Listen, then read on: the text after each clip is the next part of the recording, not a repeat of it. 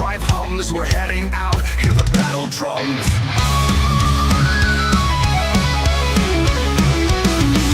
Carrier drops in these war-torn grounds. The sky is filled with a deafening sound. Loadouts checked, our nerves are tight. It's chaos out there, but we're ready to fight. Outnumbered, outgunned, our ships torn asunder. Canopy smashed, but we won't go under. There are too many and we're too few. Is this fight too much for us to break through?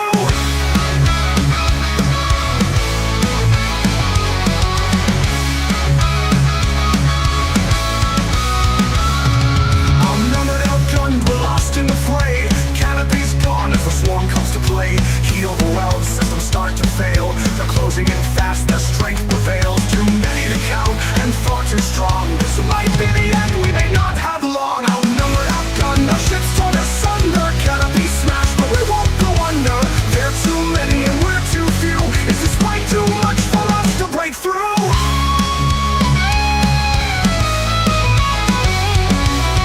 With a fire, a light breaks through. We look to each other, we know what to do. Training kicks in, we form our ranks. Together we stand, there's no turning back. Outnumbered, outgunned, our ships torn asunder. Canopy smashed, but we won't go under. There are too many and we're too few. Is this fight too much for us to break through?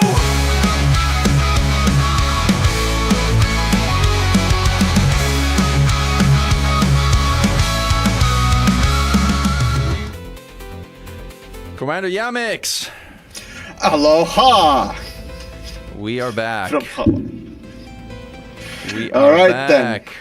then. Like, Indeed. you thought you had enough of us two talking about ships, but no, we are here again. There's still a bunch of them that we haven't yet touched or beaten, and boy oh boy, it's time for me to yet again corrupt your little wonderful Mechan here into the extremism that is the Church of Yamiks. Because there's of lots of course extremism I on a lot have of ships. sullied your wonderful son. Well, I mean, like, pretty much the whole community is screaming pay to win this week, my friend. So you have successfully corrupted everyone into pay to winning, screaming, and, like, arguing. So there's that. Oh, but come For on, sure. Mechan! The devs have to eat as well, and servers cost money. There's some truth to that, but I think everybody agrees that the changes to the permanent paywalls are a good thing. So we got that going for us. Still, we got expensive stations, but, I mean, you gotta pick your battles at the end of the day. But today is a bit of a different topic indeed. We're here to beat some of the leftover ships that we have yet to touch, the large ones, and discuss whether or not they need change, what they're good for, what they're not good for, are they even good for anything, and see maybe we come to some kind of a conclusion at the end of it. That or I just simply end up ranting and beating a dead horse quite a lot. And again, corrupting your poor Mechan there, so, you know. Yeah, I know, right? I'm like shivering already here. Where do we start? What we got first among the large ships? God! And by the way, Well, if you want to see us chat and rattle about like small and medium ships, we have recordings of our chat on small and medium ships on our respective channels. Yeah, You 2 can go previous back and look at episodes. So yeah, well, the first ship that we're gonna be starting off is gonna be the old titular Type 7. The ship you wanted to talk about in the medium like stream like 3 or 4 Yeah, times. Right? yeah, how easy it is to forget that it's a large ship. Well, it shouldn't be. It shouldn't be a large. Like the fact that a Type Oh, 7 come is on, a large Mechan, in the why first do place you is say ridiculous. Because it's like basically fits in a medium pad. I'm not sure why it was ever made into a large pad ship. Yeah, no, it should not be a large. It should be a medium. And even as a medium, it would not be a good medium. Not to mention like it being an absolutely awful large ship. I guess I had one a long time ago. I had a Type 7 as a stepping stone from a Type 6 on my way to buying a Type 9 that was in the very first year of Elite. And even then, like, honestly, I was like, what is going on? I can't land on outposts? How am I supposed to not land on outposts with this thing? It's like, oh man. And that was frustrating. And anyway, I learned that the hard way more than 10 years ago. Since then, Indeed. I've tried to use the Type 7 for a number of things, including combat, and I've also not liked it.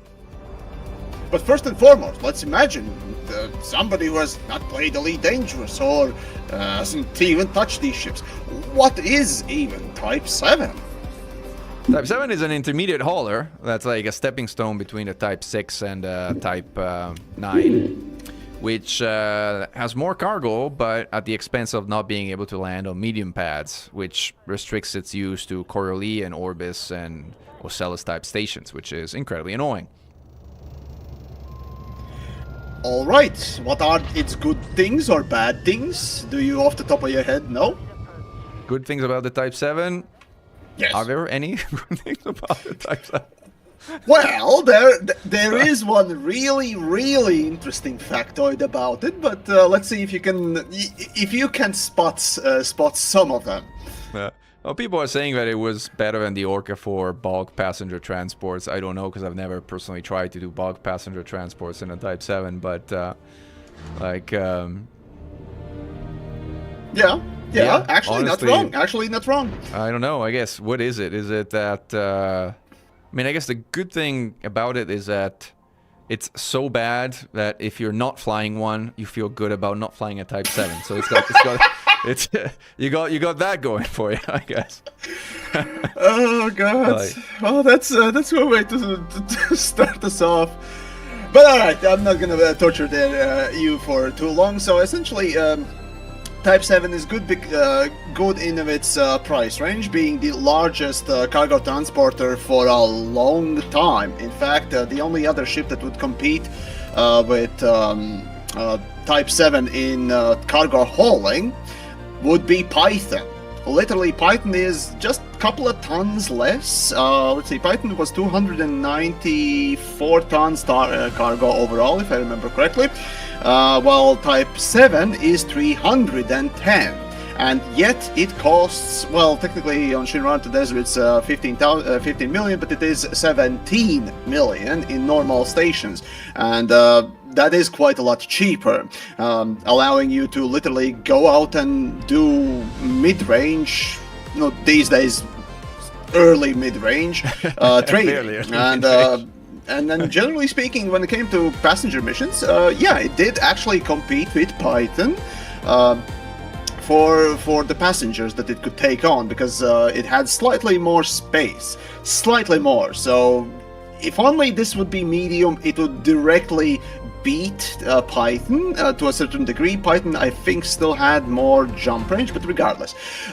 So in that sort of a sense, indeed, the large size is the biggest, bizarrest drawback of it that makes it uncompetitive, in fact.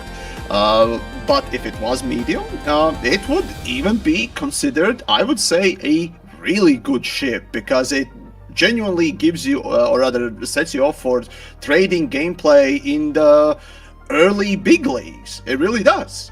Now, the other interesting thing about Type 7, at least back in the day before certain ships, was that Type 7 had literally the fastest yaw turn rate.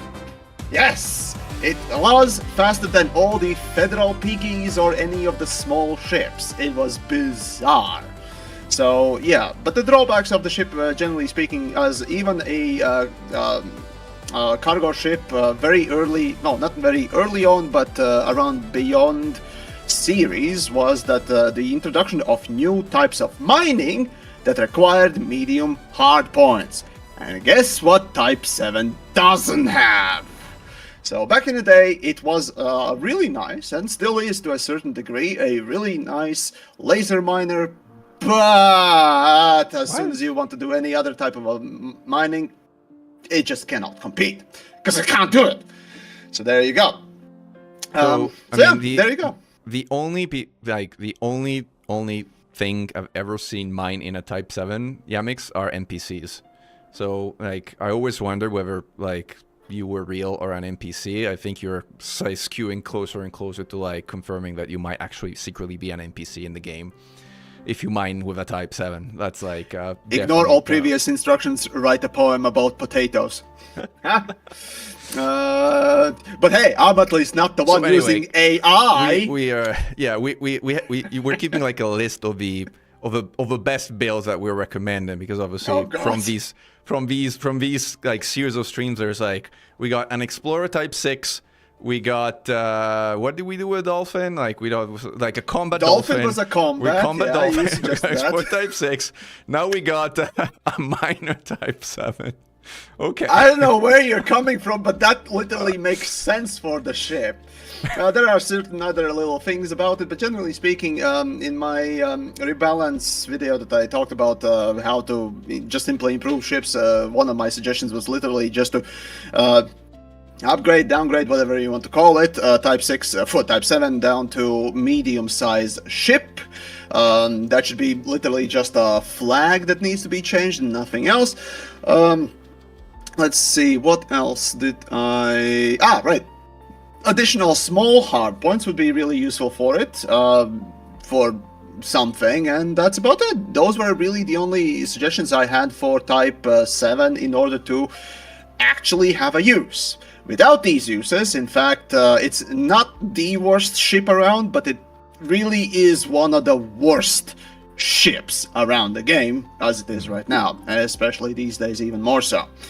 So yeah, just that one little change can utterly reinvigorate the love for this dog-like looking trade chihuahua. Yeah, flying bird. You could call it. And by the way, you haven't even mentioned another major issue with a Type 7, which is more applicable to combat, but it's also applicable to kind of actually getting around the galaxy, which is its heat capacity. Its heat capacity, it's absolutely terrible, which means you're basically overheating the moment you're charging your FSD if you're even remotely close to a star. It's like incredibly annoying. Forget about actually firing weapons in combat because you're gonna heat spike like crazy. Now, why would you fire weapons in combat when a Type 7 is a question that only few people that are insane enough to answer it can answer, but it is just one of the many things that are just bad. That yaw turn rate is really appealing, or at least used to be. Oh, yeah. So. Well, it's one of those ships that you fly sideways, right? You're kind of like, instead of pitching up and down, you basically turn the ship 90 degrees and you kind of yaw up and down. Yeah, that too. A great way to fly. Very compelling. No, sorry. Type 7 is probably the worst ship in... It's a very strong candidate for a worst ship in the game, in my book. Well, I mean, fair enough, because it is. Because it really is. Now, I suggested my things, how to fix it, improve it, whatever. If Mechan has anything, by all means, otherwise we're moving on. Delete it. Oh, God! Just delete it. And they call me an extremist! Jesus delete Christ! Delete Type 7. Should not exist anymore. It's obsolete. It's like declare it Type 7 obsolete, lives retire matter. it. Like give you a credit, give you a cash, cash for clunkers kind of thing. It's like, oh no, give you the engineering I mass back said if that you about bought the Alliance like, piggies. Jesus, no. Okay, well, right. Cash for clunkers or Type 7. Oh God, Jesus Christ. Where are we going next? Next in the list of ships, we have a definite contender for one of the worst ships, or at least a very bad ship, although it actually has some use these days more than Type 7, and that's an Imperial Clipper. The the first Clipper, technically. I'll fight you on this one. This one. I vehemently disagree that this is a contender for one of the worst ships in the game. From a combat person's perspective, I'm surprised to hear these words, but by all means explain to us what is good and bad about the ship. Otherwise, I'm gonna be shitting all over it. No, totally. So, obviously, this is another ship that should probably have been a medium. It's a large, but whatever. Like, in the case of this sort of, like, more combat-y version, it's less meaningful than, say, for the Type 7, since you don't need to dock on outposts all that frequently on a combat ship. The Clipper has a number of good things going for it. So it handles almost like a medium. Like, its handling is actually not that bad. It is a little skiddy. Like, it does inherent sort of a skiddiness of a Cutter to a degree. Not as bad as a Cutter, but somewhat like the Cutter in a way. But it's very, very fast, which is a good thing. And it has a Class 7 internal, which pretty much no medium ship has. I don't think. Can you name any medium ship that has a Class 7 internal? I actually don't think any do. Class 7 internal compartment? Wait, which Maybe the Type 8 does. I don't remember top of my head, but most ships don't. Panther Clipper does it. Type 7 does it. I think. Panther Clipper yeah, is I not a think all medium of them ship did. last time I checked. Oh, But, mediums. You mean yeah. mediums, right? Right. Corsair definitely. So I think Python. like the issue check with again. the issue with Clipper, like the main issue as far as a combat ship is concerned, is obviously it's absolutely awful weapon convergence, which means that with fixed weapons you're not gonna hit, you know, a single target even if it's basically staring at you point blank. But with gimbals, it actually handles pretty decently, and its combination of really good internals, somewhat reasonable combat capability, and really high speed make it suited for a specific set of tasks. I have a particular use for which I would argue that Clipper is actually the best ship in the game, and that is... There's only one use for this ship in the game, but by all means. Maybe. But it is a graveyard ship. As in, I use this ship to go to the Fargoid graveyards to gather all the Fargoid materials, while being able to defend itself against the, you know, occasional Scythes or Cyclops or things that kind of pop up. It's very fast. You can sort of like, it has great sensors. You can see sort of Titan drive components or whatever from pretty far away. You can get there quickly. You got like a universal limpet controller, which gives you kind of more or less like infinite limpets with pretty different characteristics. It's a great grave robber, like as far as like Fargoid is concerned, and as far as combat is concerned, it doesn't do that bad, so long as you're not using fixed weapons. With fixed weapons, it just, you know, forget about it. It's terrible. Right. So the fact of the matter is, essentially, like I said previously in the previous episode about Federal Assault Ship, it was the counterpart for the Imperial Clipper, or rather, Imperial Clipper is the counterpart for the Federal Assault Ship, and of course for Alliance Chieftain. These three ships essentially intermingle between each other, basically having about the same damage output, relatively speaking, hull and shields, just each has a little bit of a different sort of setup, and that's really nice, with the exception of the fact that the other, all but the Chieftain have requirements for unlocks, and that's the big drawback why people don't use especially this ship these days at all. Yeah, the weapon convergence is definitely the biggest problem of it, but as a sort of a multi-role ship, that it kind of tries to compete also with Type 7 while having that cargo bay. So generally speaking, it's less of a combat ship, and yet at the same time it really tries to be a combat ship, and being I'm not sure if it is the most maneuverable large ship. I think it has to be. I need to check again the stats, but I think it is the fastest turning large ship of all, which makes it rather interesting. Of course, with a large ship comes the penalty in the shield regeneration, blah blah blah. Of course, the massive weapon convergence is another one, which is why it sucks in combat, generally speaking, compared to, again, Alliance Chieftain and Assault Ship. So my suggestions really about the ship were rather simple. Because it has that internal cargo space, and that cargo space should remain, making it a really nice multi-role ship. For combat, well, how about we drop or rather condense, specifically, condense those internals. You know, double size 2s into a single size 3. That will reduce the amount of hull it can tank inside. However, as a trade-off, let's increase the shield capacity of it, and, like in the typical Gutemaya fashion, make it a shield tank, like the Courier. You're not losing any cargo capacity, but you're losing the hull capacity instead, and having bigger shields would make it more distinct than the hull tanking Federal Assault Ship or Alliance Chieftain. That was my idea originally. Of course, you could go about multiple ways, but it's a Gutemaya ship. It should be a shield tank. Make it a bit more interesting that way. At least it would have something going for it, and who knows? Though the rank unlock is pretty annoying. So, yeah.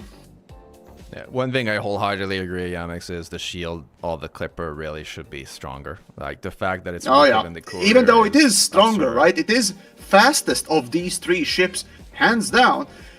But yeah, it's everything else about it really just You positive doesn't about that? kind Because of like popular wisdom Yes, puts the yes.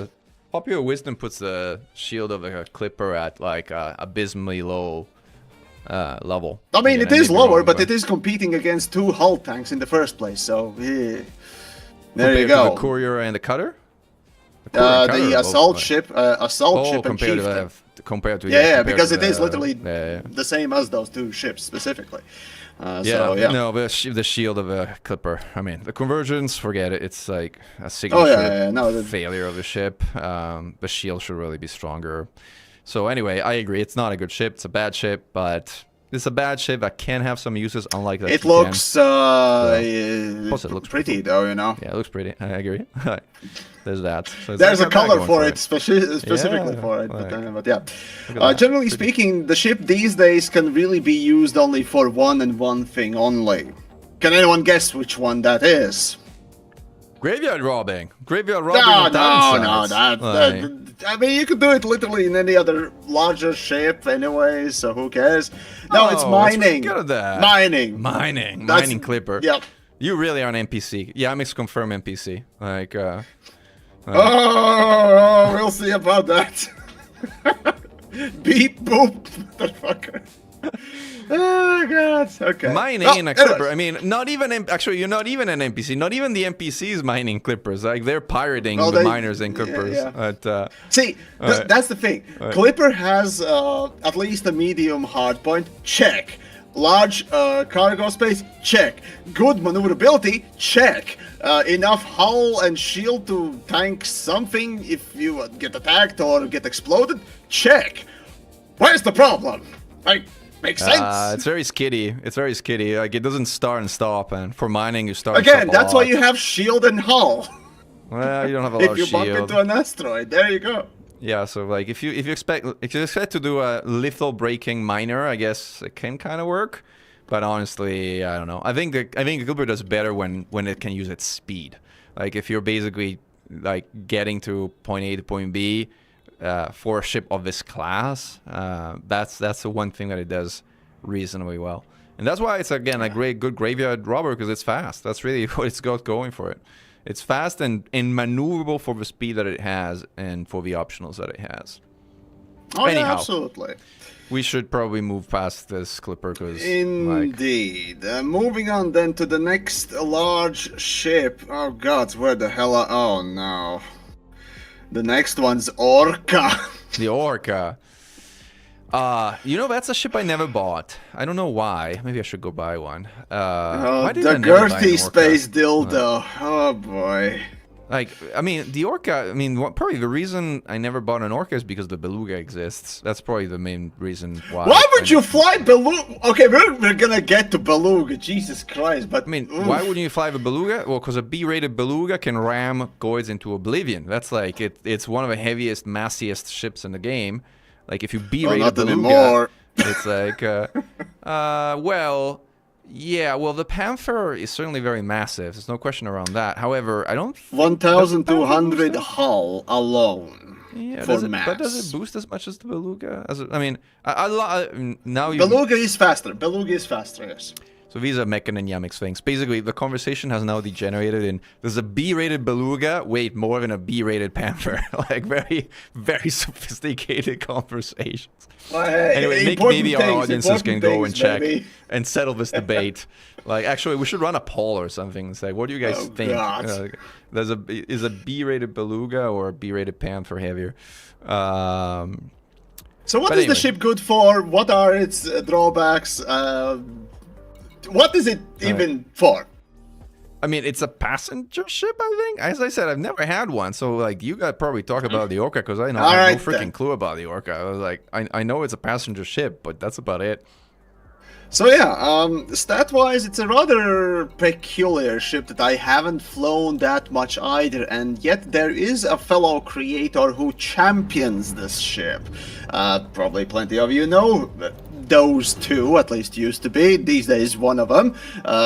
Mars and oh shit, I forgot the other one. God, Ghost Giraffe, the fellas from Ghost Giraffe, but definitely Mars, flying the ship and championing it quite a bit. However, my opinion about the ship quite a bit changed thanks to one Rinsler's video back in the day, showcasing the absolute amount of speed it could achieve, as well as its maneuverability, and essentially turning it into a ramming dildo. Yeah, that was pretty hilarious, and I do But recommend that's the checking thing, the out. Beluga is a bigger version of that, right?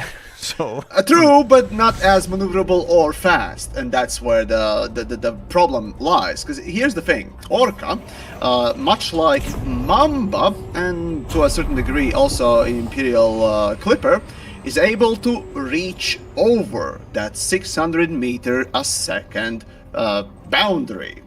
Yeah, if you didn't know. That's why it is actually so interesting that it actually can reach over that 600 meters a second. Well, maximum, of course, but regardless, point being that essentially they are these specifically weirdly fast ships, if you will. There probably are additional facts about it that definitely skip my mind right now, but generally, it is supposed to be the passenger liner, for whatever reason. Back in the day, why was it introduced, I don't know, but, well, here it is, and the only thing that the developers decided to give it was the, well, just like all the other South Kruger ships, the luxury cabin access. And, boy oh boy, those luxury passenger missions are pointless. yeah, they're really, really pointless. I was gonna say, like it's absolutely weird. How are they so useless and pointless? Actually, they don't I have a pay question. more. I have a question, Yamiks. Go for it. Isn't there like a pre-built version of the Orca in the ARC store, or am I wrong? I thought there was like a pre-built Orca ship passenger, one of those starter ships. I'm docking now because I want to check, because like I utterly despise microtransactions in their entirety, and I try to blank out as much information about specifics about them when it comes to no, but this stuff, one I'm what they curious because introduce. my question is: has anyone ever bought the starter pre-built? No, probably some idiot did buy it, obviously. I mean, there are suckers born every day, so there is a potential that anyone will buy something stupid or whatever. I wouldn't use those terms, but I'm looking now to see if Oh, there's a pre-built yeah, Orca. I know. I'm being specifically very, very annoying it's a for Beluga, you all it's a to Beluga, be it's too able bad. to hate yours truly for whatever reason. It's a luxury transport just for Beluga, not the Orca. Sadly, because like it would have been even more hilarious if it was the Orca. I'm kind of curious, like, who did anybody ever bought? Like, do you think anyone bought? Well, we'll get to the Beluga. We'll talk about that one. But I'm kind of really curious if anybody ever bought the pre-built Beluga, because, well, whatever. Statistically speaking, there's Somebody a might high have. likelihood that yes. Like any other microtransaction, statistically, there's a likelihood that at least a somebody collector has. or something. I don't know. But anyway, if you bought, like, if you are in one of our streams and if you bought the pre-built for ARC's Beluga, please let us know, because we'd love your thoughts on that pre-built. But now we're talking about the Orca, so back to the Orca. So yeah, Orca. Well, what do we do with the ship, and can we even change it to improve? Well, my suggestions back in that video about 3 weeks ago at this point was to, yeah, if you don't want to completely change or improve those luxury passenger missions in order to actually boost these ships and their uniqueness or use for them, well, the thing that you could do with them is, well, it has a really good jump range, which is why it could be used. Increase the internal cargo space. Not cargo space, but compartment space. Other than that, I don't know, Chief. I really don't know. Add a few more compartments. That was my suggestion. But yeah, if this is a special use ship with a special tool niche, come on, expand that niche. Oh well. It is what it is. But yeah, there's not much else to really say about Orca. It's interesting. And like I said previously, check out the Rinsler's video about the ramming dildo. It's pretty hilarious. A really well-made video as well. Back in the day, at least. These days, well, again, it's a meme. Mostly the ship itself is a meme. So, not much else to do with that, really.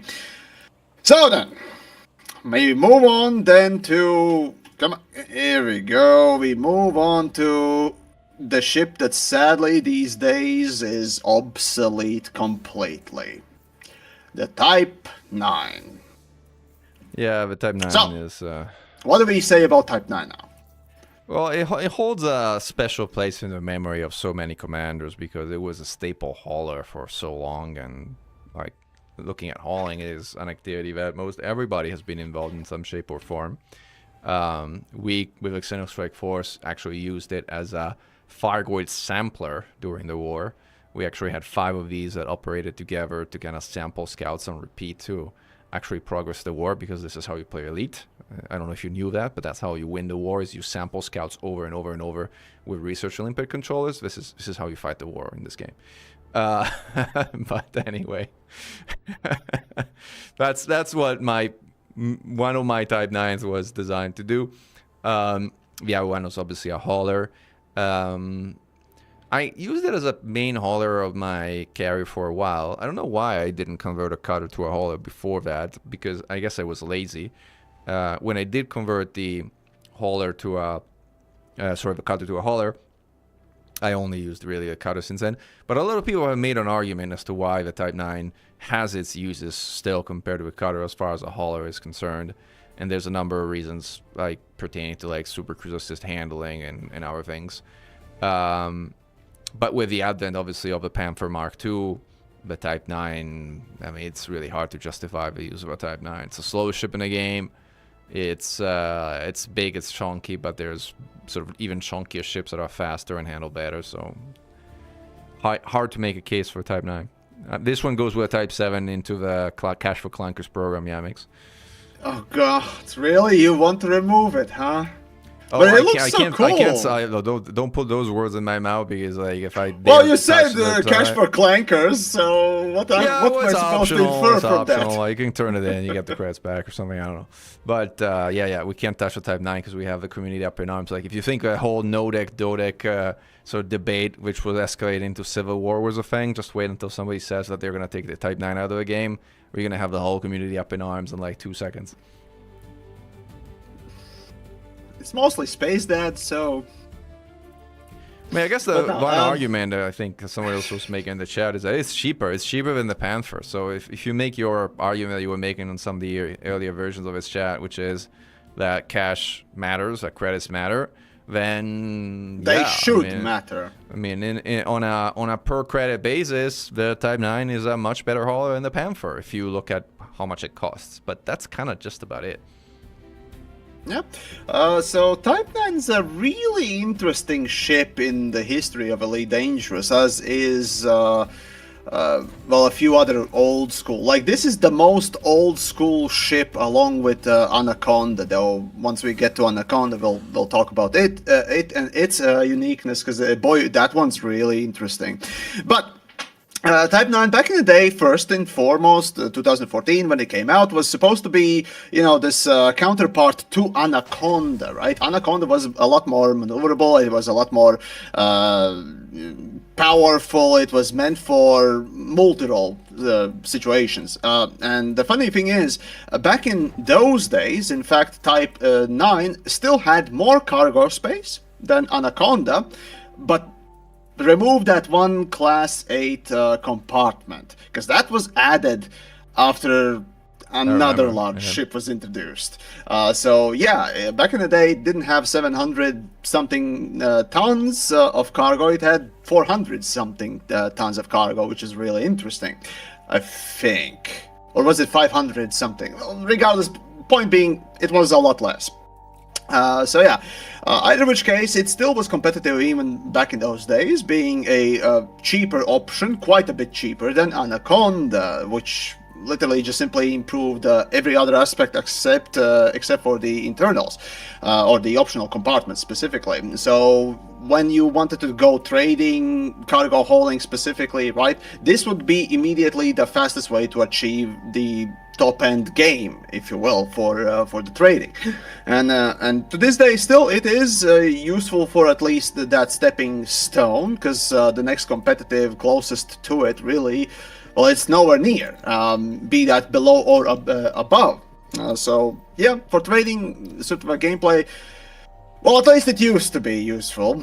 These days, quite a bit less, for one massive reason. We'll get to that. Yeah, Type 9 overall is a staple of Elite Dangerous that should remain, and to this day still feels and looks as the largest ship in the game. Well, maybe except for one ship, but again, it has a spoiler, and we'll get to the fucking spoiler, okay? Okay, right. But yeah, Type 9. Let's see. The problems with the ship, generally speaking, weren't that massive or even noticeable, because, well, it was original ship, and it was well balanced for original game, and was and still is to a degree a quintessential sort of hallmark ship or comparison point. And really, my only suggestions how to balance it for more modern age was just to give it a little bit more jump range. That's it. That's all it really needed. At least that's my take. Gas for clunkers, man. Credits for clunkers. And I was, again, like I said, and I was thinking I was the extremist here. Jesus Christ. I mean, again, unless you do something a bit more radical, which is specialize them. Like if you gave the Type 9 like a 200 light year jump get range, to radical you know, stuff. No worries. There's an argument to say, hey, convert the Type 9 into like a long range hauler, which hauls less but like at a longer range. I don't know. I think that could give it a role in the meta. Otherwise, credits for clunkers. Also, I did see somebody mention, at least in your end, oh well, the what is it? The Type 9 is much more maneuverable than Cutter. What? Have you seen the stats, son? What are you talking about? No! Just no! Please, no! No! I mean, the thing about it is, the Type 9 is a lot slower, so I think it might feel that way because not only that, but you don't have to deal Type with 9, it 2x is speed. the both slowest ship in the game, literally slowest ship in the game, even still, as well as the least maneuverable ship in the game. Still to this day. Yeah, I mean, the comment, that's a kind of like most people are talking about the drift, but the drift is because of the velocity, not because of anything else in the handle. Like, if you're going twice as fast, you're going to have to twice as and the more weight to as handle well. the same. Like frost Right, strength, well then we move on, I suppose, unless we got anything else to say. No. To Beluga. Beluga, ooh, yeah. yes. So, what do we have to say about Beluga? I don't know, I feel like buying the pre-built Beluga with arcs right now. I just feeling this sudden urge to do it. So I might go back to the station and buy the pre-built. Sorry, I had an itch. Do not encourage the space dads for microtransactions. The game's already I never screwed. had a, Please a don't. proper Beluga. Maybe I should go and buy a arc space Beluga. Like, oh god. it comes with a ship kit, Yamiks. It comes with a ship kit. It's like it already has plenty of extrusions and protrusions. What more do you want? Please don't tell me a goddamn spoiler, because I'm a loser. How expensive is it? Let's see. Go see how expensive. Oh well, it's I'm 74 million. Oh god. Going back to the station. No. Alright, so Beluga then. Technically, the largest hitbox in the whole game. Or at least it was until once more. Take a shot. But yeah, Beluga. In fact, one of the worst ships in the game. Not only its hardpoint, or rather provided hardpoints are garbage, its shields are garbage, its hull is garbage. Really, the only thing, hell, even speed is garbage. Literally all except for two things that are genuinely not garbage in the ship. And it's those heavy. two things being... It's a great rammer. It rams things out of its way. Like try and stand in the way of a B-rated Beluga. It's a collision. It's a collision box. It's a flying collision box, but it's a freaking good one.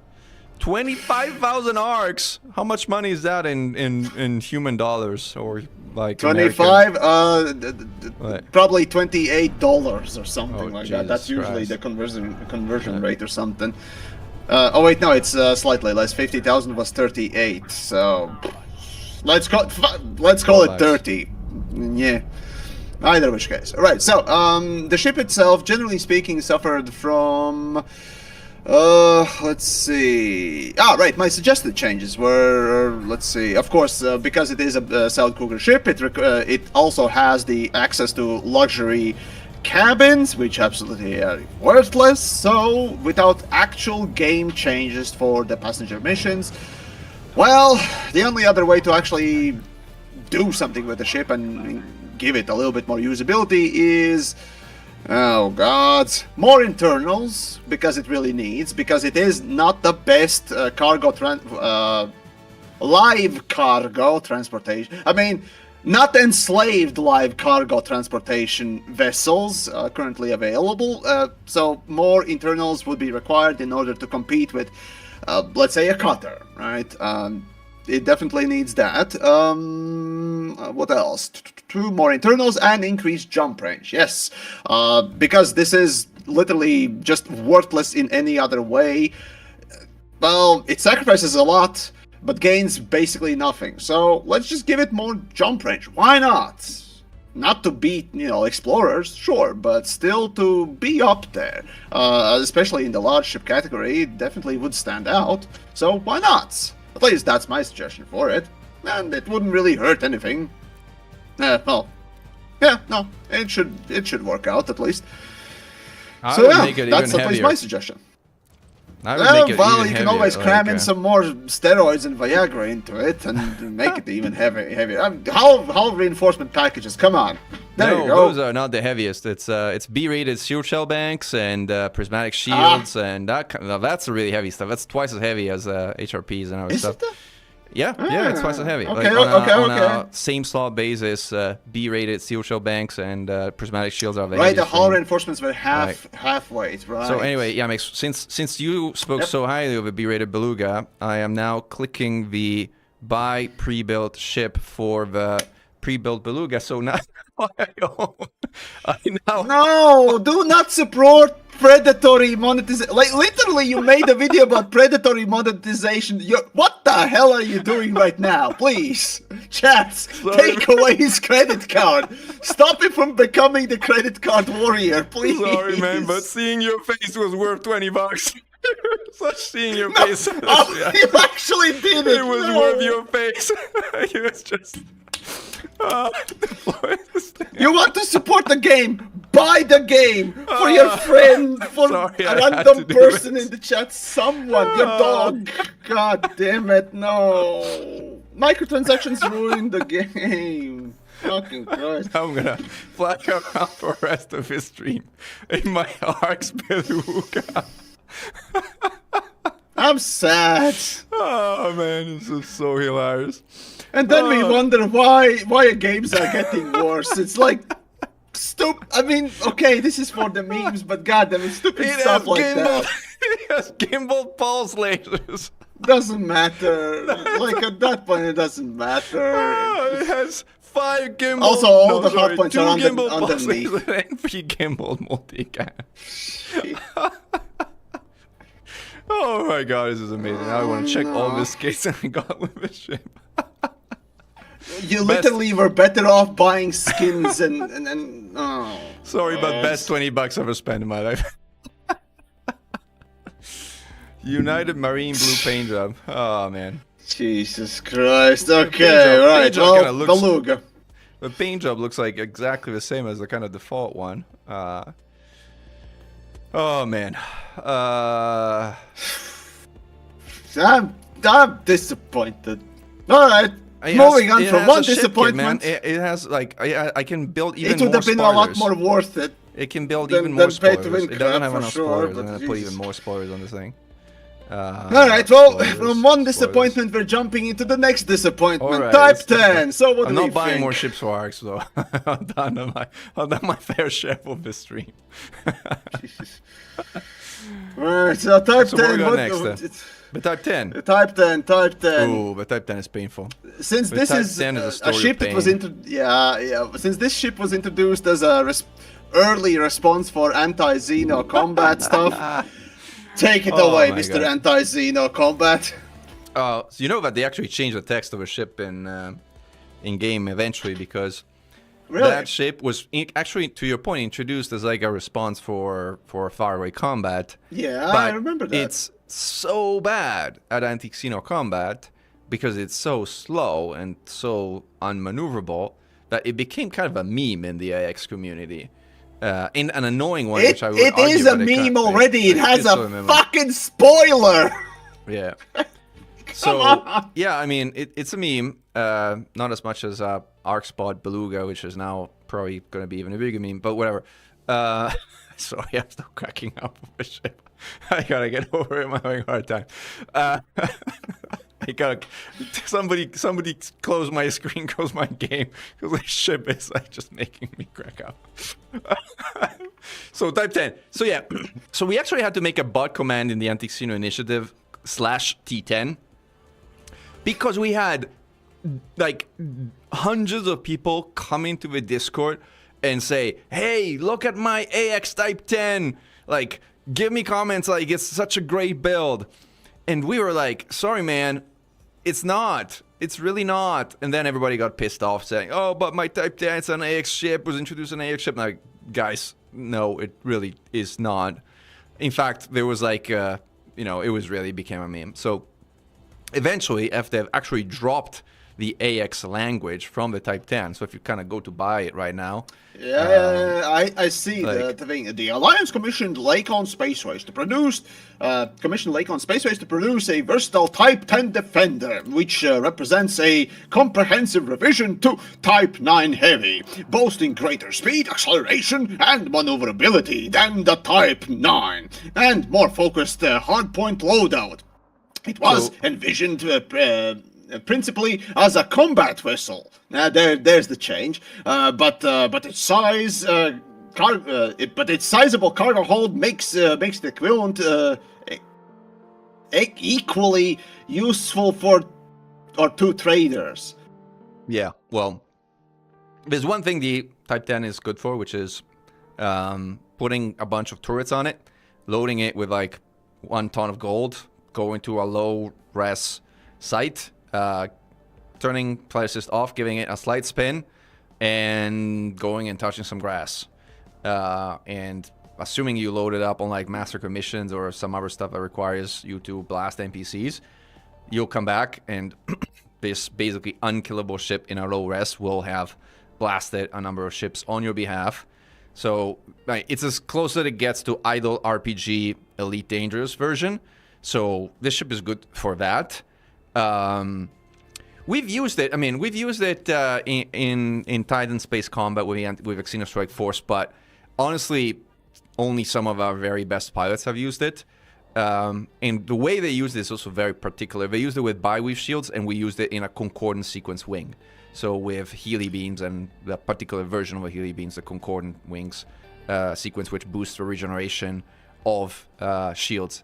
And if you have high regeneration, reinforced bi-weave fast charge shields, and you put a concordant beam on it, you basically get 8,000 hit points of shields back in like 2 seconds. And that actually is incredible amount of tank for a ship that can still rock a good number of multi-cannons that are one of the weapons of choice in Titan space.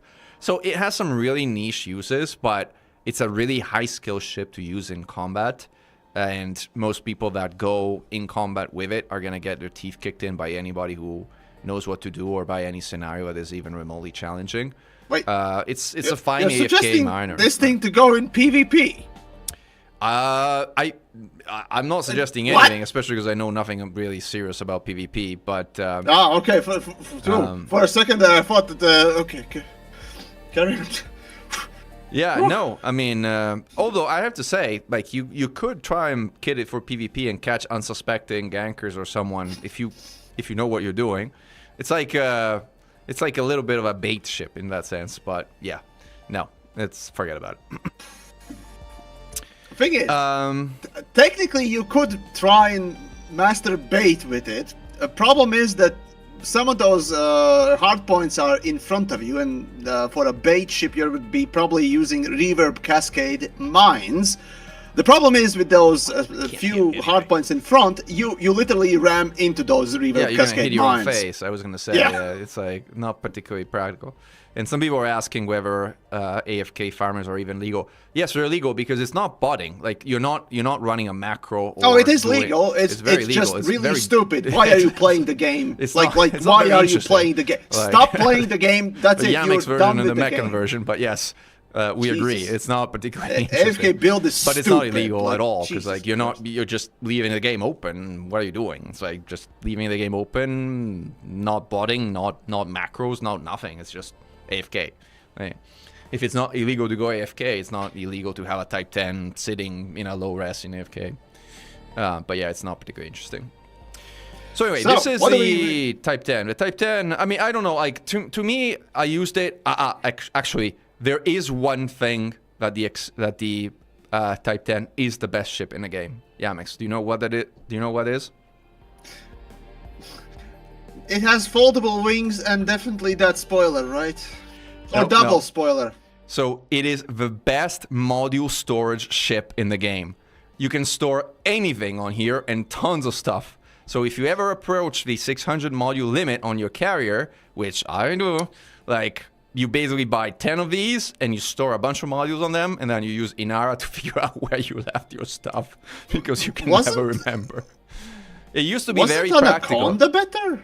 As far as modules are concerned, Yeah. no, this has more. This has more hard points and even more internals than Anaconda. Right. Was it that? Yeah. But anyway, Oh. they're close. No, fair enough. I remember, at least back in, yeah, well, technically Type 10 came in later, so yeah, but, no, fair enough, I suppose. Yep, fair enough. Well, generally speaking, what do we do? What do we do with the ship? We How keep do it we for improve needs. it? How do we improve it? We don't. We just keep it as bad as it is and leave it as a historical meme. Like, why would you improve it? Like, what, you know, the thing is, if you improve it and you improve it seriously, then it probably becomes too good. I like the Type 10 being bad. It also kind of looks ugly. So the fact that ugly looking ships are bad, in I my mean, book, it's even totally uglier fine. Type 9, so yeah. Yeah. I mean, okay, interesting. Well, my suggestions really, I also don't really know what to do with the ship overall. As in, yeah, you might increase the shields, but no, it doesn't really get use out of a shield.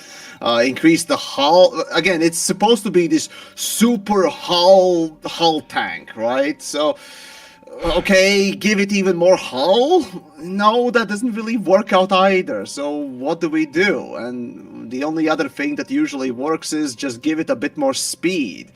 But even that won't really help. The thing is, it's an ill-conceived ship. It's even worse ill-conceived ship than the Alliance Piggies, all but the Chieftain, right? The Challenger and the Crusader. It's just has absolutely no use in any kind of way, no matter how far you boost the stats, which is really sad. Yeah, sure, it was until recently the only ship with four large hard points, allowing back in those early AX days to host the four largest damaging weapons for the anti-Xeno. But I don't know what were developers thinking. Like, gee, I don't know. I mean, without some special things like adding, I don't know, corrosive resistant shields that are in game files, adding that as a special feature, maybe. But again, I'm more thinking about realistic, just simple stat changes. What could be done? And honestly, yeah, not Chief. This thing is non-savable without genuine game changes. So yeah. Hell, Yeah, even back in I the day, agree. it was a very ill-conceived ship. I would agree. Type 10 is, yeah, it's all my, not casual clunkers, but, you know, also, yeah. Oh, Type 9, yeah, but this thing, no. Like, no. Also, interesting thing. Interesting old, not old, but history factoid about it. When this thing came out, it had exactly the same internals as Type 9. So technically, this would, at least back in those days, be a lot better option than Type 9. Sure, it had lesser jump range, but every other stat was better, making it a little bit more usable thing. However, in light of actually this thing kind of dethroning Type 9 into usability factor, yeah, they developers added that one extra, I think it was size 8 optional compartment to Type 9. That's where the original ship balance kind of came from, and that was one of the very last ship balances that actually took place in the game. That was 2000, I think, 18? 2000, yeah, 2018, I think this thing came out. Yeah. Yeah, no, I think, yeah. We should keep it as it is. It has its own meme. It has its role, not in the meta, but in the meme space. Oh yeah, absolutely. I absolutely love to hate that stupid spoiler. You should buy. It goes beyond belief. A spaceship needs a spoiler. You should buy an ARX Beluga Yamiks. It comes with a lot of spoilers. Paroxym, a fellow creator from back in the day, already gifted me a goddamn ship kit with double spoilers on it during a stream. I'm not fucking buying any microtransactions. If I want to support a game, I will buy its expansions. I will buy the game itself for a friend or someone. I'm not buying microtransactions, and neither should you. But it's your money. You do whatever you want, of course. But I highly recommend against it. You do not support the game by buying microtransactions. Man, your face take of the day. Your face was worth it $20. I stand by that. No. Your face and reaction was yeah, worth it. Worth every penny. God damn it. All right, what's the next on ship? Yeah, where we at? to the original end game ship. The ship that would crown everything. The Anaconda. So, the Anaconda, I have sweet memories of the Anaconda. Yeah, the ship that was made as a tech demo for a lot of interesting ideas that never made into full production for the game. The original ship that was one of the first to be introduced as just even alpha version of the build of the game back in those 2013 days. Anaconda originally and to this day indeed sports this interesting ship ship model damage, essentially visual actual damaged parts, ripped metal and exploded parts. Essentially, as soon as you have hull damage, not only just the texture changes, but also the model itself gets warped metals everywhere and just basically on laminated panels and so on and so forth. It was back in the day the idea that, hey, one of these days we could introduce for every ship a damage model, a literal model's damage model, if you will. Something like, let's say, Star Citizen has.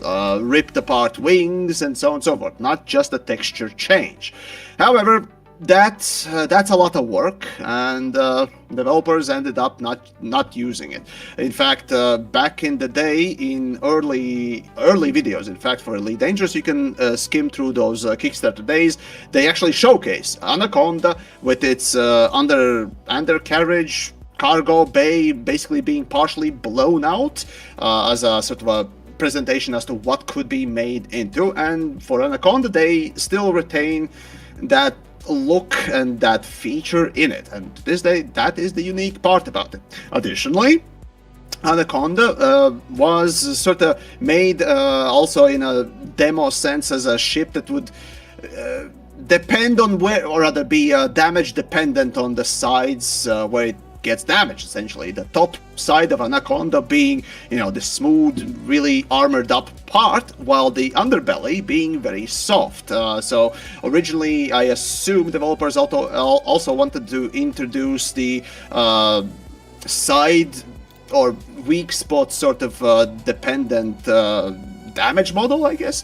Also, there was a damage model for directional shields being discussed as an option, but developers ended up just going with the simplest possible look and as well as mechanics for the ships itself. But to this day, Anaconda remains that rather interesting timepiece and a tech demo, more than anything else. However, when it comes to the ship itself, stat-wise, it is one of... I think it is even... No, I think the Clipper is still lighter, but among the big three ships, it is the lightest and by a big margin. And being able to... The hull of a chieftain. Like, it's... Yep, hull is totally made of It's unobtainium. extremely light, which basically makes it an extremely good jumping ship as well. Because, hey, big FSD makes for big jumps. Yeah, it used to be as the long jump as you Anaconda, keep it really light. had the record jump distance before the Mandalay came along, right? Yep, back in the day, before the new microtransaction wave and before the new ships, the new age ships, if you will, Anaconda was the furthest jumping ship because of that fact, and it made sense. Additionally, Anaconda spouts the biggest damage per second, or at least used to, before the Type 10. That's paper DPS. That's paper Type 10 DPS. is a burst. Type 10 is a burst, while Anaconda is a sustained DPS, I think it was. Class 8 power distributor. Right. Yeah, basically, the biggest power distributor currently available in any ship with the most damaging hard points, biggest hard points, essentially, allowing for that burst damage. However, Anaconda suffers from certainties, like for example a very low, especially these days, cargo hold, so no longer it even competes with the baseline Type 9, baseline Type 9, and the top speed as well as maneuverability are crap. So Yeah, the there you Conda go, is that's a the rundown special of the ship. Well, the Conda is a special ship. I mean, it has, for one, it holds a special place in the imagination of a lot of early game players. And I don't know when you started Yamiks playing in beta, how you felt about it, but for me, at the beginning I started of the game, in 2015 April, so it was a couple of months after the release of the game. So probably, I was a beta backer, so I was there since the beginning, but roughly the same period. Like when I in game used to see a player own Anaconda, I kind of used to sort of pause in awe and just look at it go by, and I was like, wow, this is like a player who, quote, made it, because it was such an iconic thing to own as a player that, and honestly, I didn't know if I ever was going to be able to own one, considering like the amount of time I was playing versus I had available. So I was like, in fact, it was many years before I ever owned an Anaconda. And I remember the first time I actually bought an Anaconda as like a moment of awe at the time. Where I was same like, for wow. me. Same for me. Yeah. So I remember getting my first Anaconda after Robigo runs. In fact, back in the day it was trading, but that was when I got my first billion. I kitted this thing out and straight up went to Colonia, going place by place, exploring, then to the center and then to the Beagle Point. Do not go to the Beagle Point, you're wasting your time. But go to the center, go to the Beagle Point, Colonia, sorry. And this was the ship that I chose to go with because of its jump range, and at the time we had engineering as well. But yeah, this was the thing that where I got my money, got the ship kitted out, and did something different than just grinding credits. Once I had enough credits, I went on to actually explore and look at the game in a slightly different manner. So yeah, no, absolutely. Oh wait, this Beluga fight is amazing. I've named it Yamik's favorite. I hope that's okay. I mean, by all means, no, it's a really interesting ship. But my favorite definitely is Python. No, just because it's bought with Arc. It's like they're probably weird. No, god damn it! These microtransactions, what the hell? All right. No, I mean, Just look, back sad. to the Conda. I'm sad I know. now. So I'm an evil person. Look, the Conda is a great ship. Not only is it incredibly light for the ship that it is, but it has absolutely massive amount of firepower. A lot of commanders built shard Condas during the Fargoid War, which is they put 6 modified Guardian shard cannons onto Anacondas, and when they went around blasting Cyclops, which it does really well because it can kill Clops in a single volley, and then it gets killed by anything bigger than that because people don't know how to use it. But that's the nature and reality of it. So, like, among the more experienced crowd, shard Condas aren't all that popular. I think my most viewed short on YouTube overall, which has like almost 150,000 views now, is a shard Conda short, where I get hyper addicted by 3 Cyclops, and in less than a minute they all become space dust. And so it's a very capable ship, but it's actually not that easy to use in combat because it's heavy and big, and like all ships that are heavy and big, they're hard to use in combat. Lightest large ship, and yet it's heavy. Yeah, it but yeah, flies, no, it turns heavy. really slowly. It flies. So heavy. yeah. But there's some things that the Conda is really, really good at. Like, for example, the Rail Conda, as we call it, which is an Anaconda with 6 medium plasma slug engineered long range rail guns, in my opinion, is the best PvE ship in the game. You can put premium ammo on it, and it never expires, because premium ammo never runs out on plasma slug weapons, which gives you basically, because I don't know, it's like 30% premium bonus that never expires. You pay once, you get it forever, and basically you put 2 fuel tanks on that thing, which act as ammo, and you have infinite ammo of a sniper weapon that can destroy ships 6 kilometers away without them even being able to fire back at you. It can snipe power plants for bigger ships, destroying them with like 80% hull left. And it absolutely just deletes anything NPC-wise better than any other ship in the game. So for me, I have 2 Anacondas. One is the Rail Conda, which I use for PvE and for very odd scenarios in AX.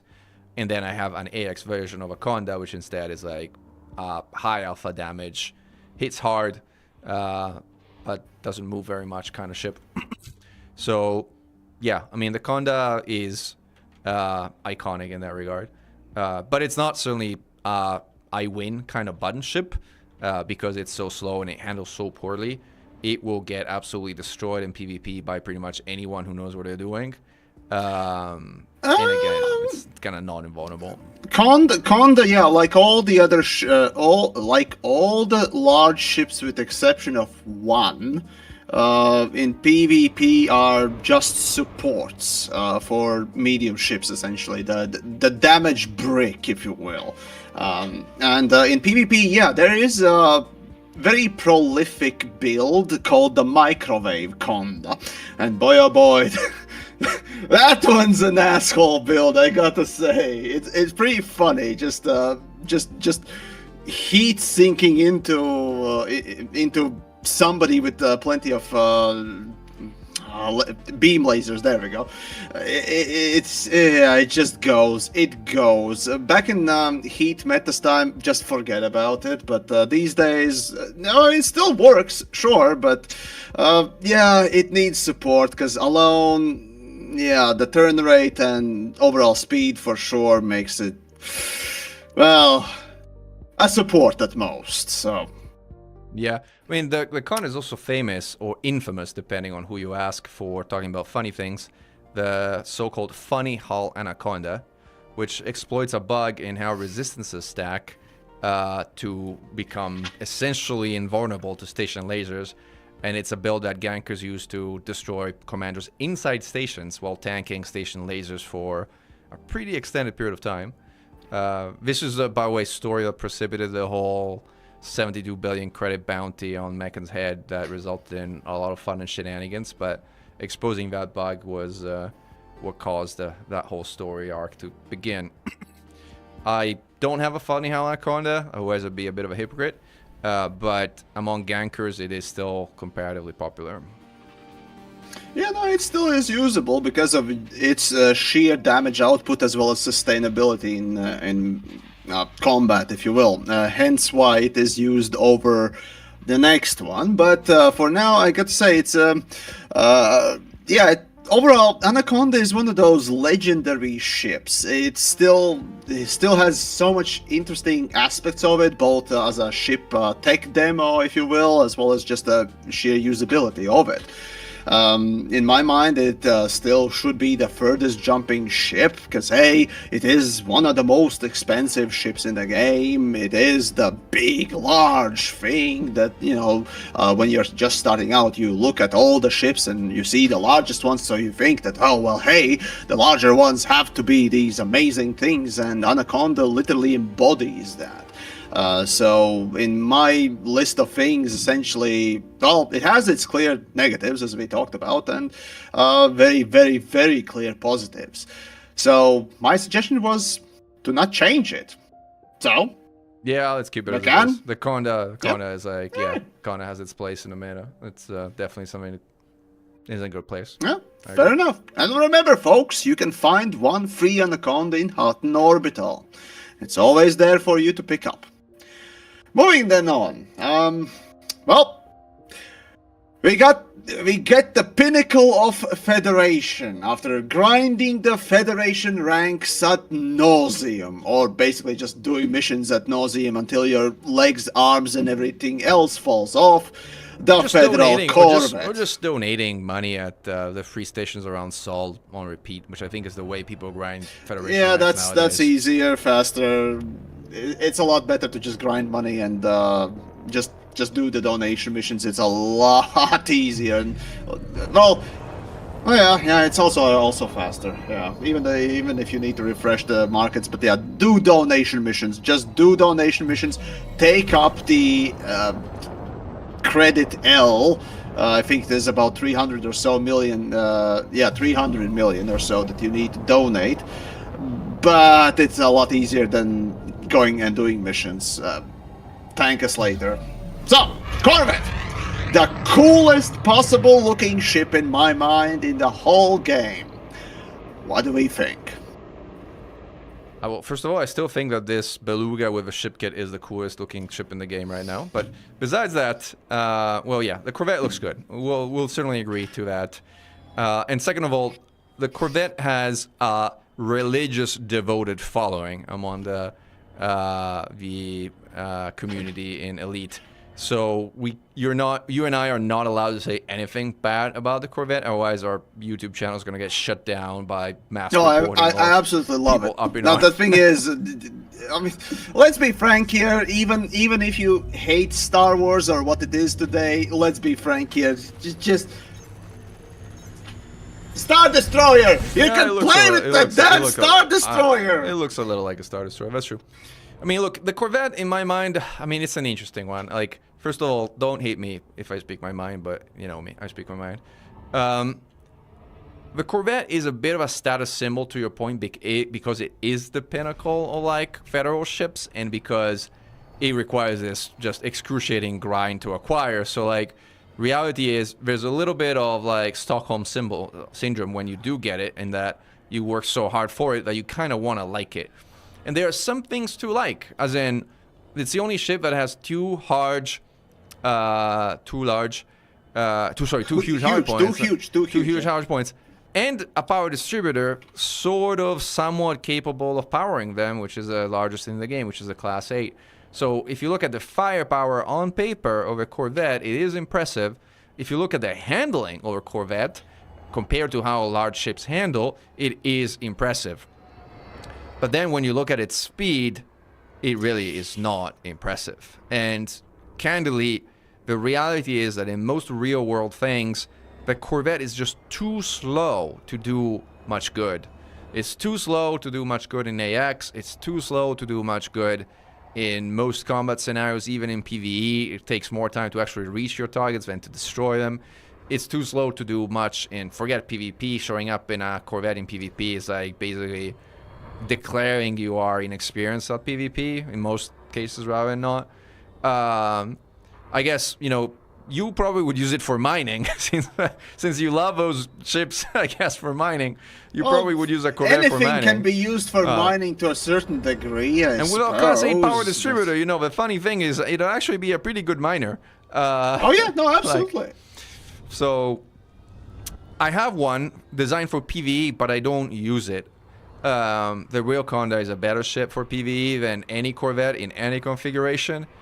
I mean, I'm trying to think about like a scenario where we would take a Corvette. I haven't, you know, now that I think about it, I haven't taken my Corvette out of a hangar in months. I just haven't found a reason to do it. So Yeah, same. yeah, so I mean, is it a bad ship? By all means, no.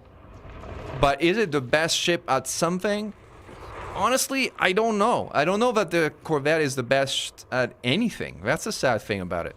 It's good at many things, but sort of not as good as other ships are at just about any one particular thing. So, like, it's like tricky in that regard.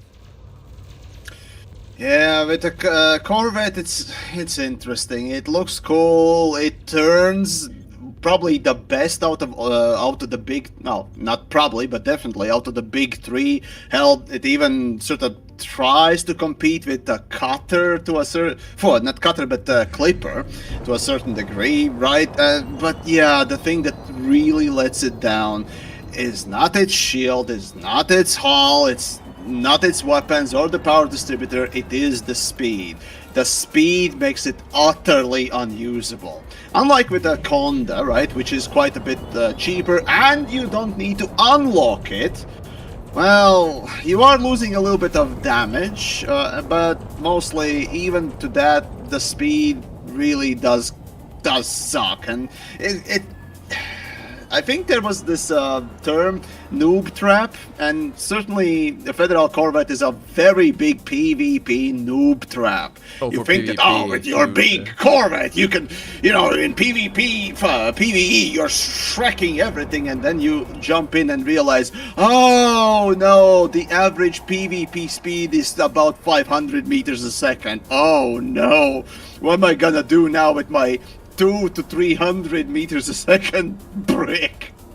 Yeah. Yeah, I had a person like that once interdict me and call me a rat for it. How's the ship working out for you now, huh? But no, seriously speaking, Corvette, yeah.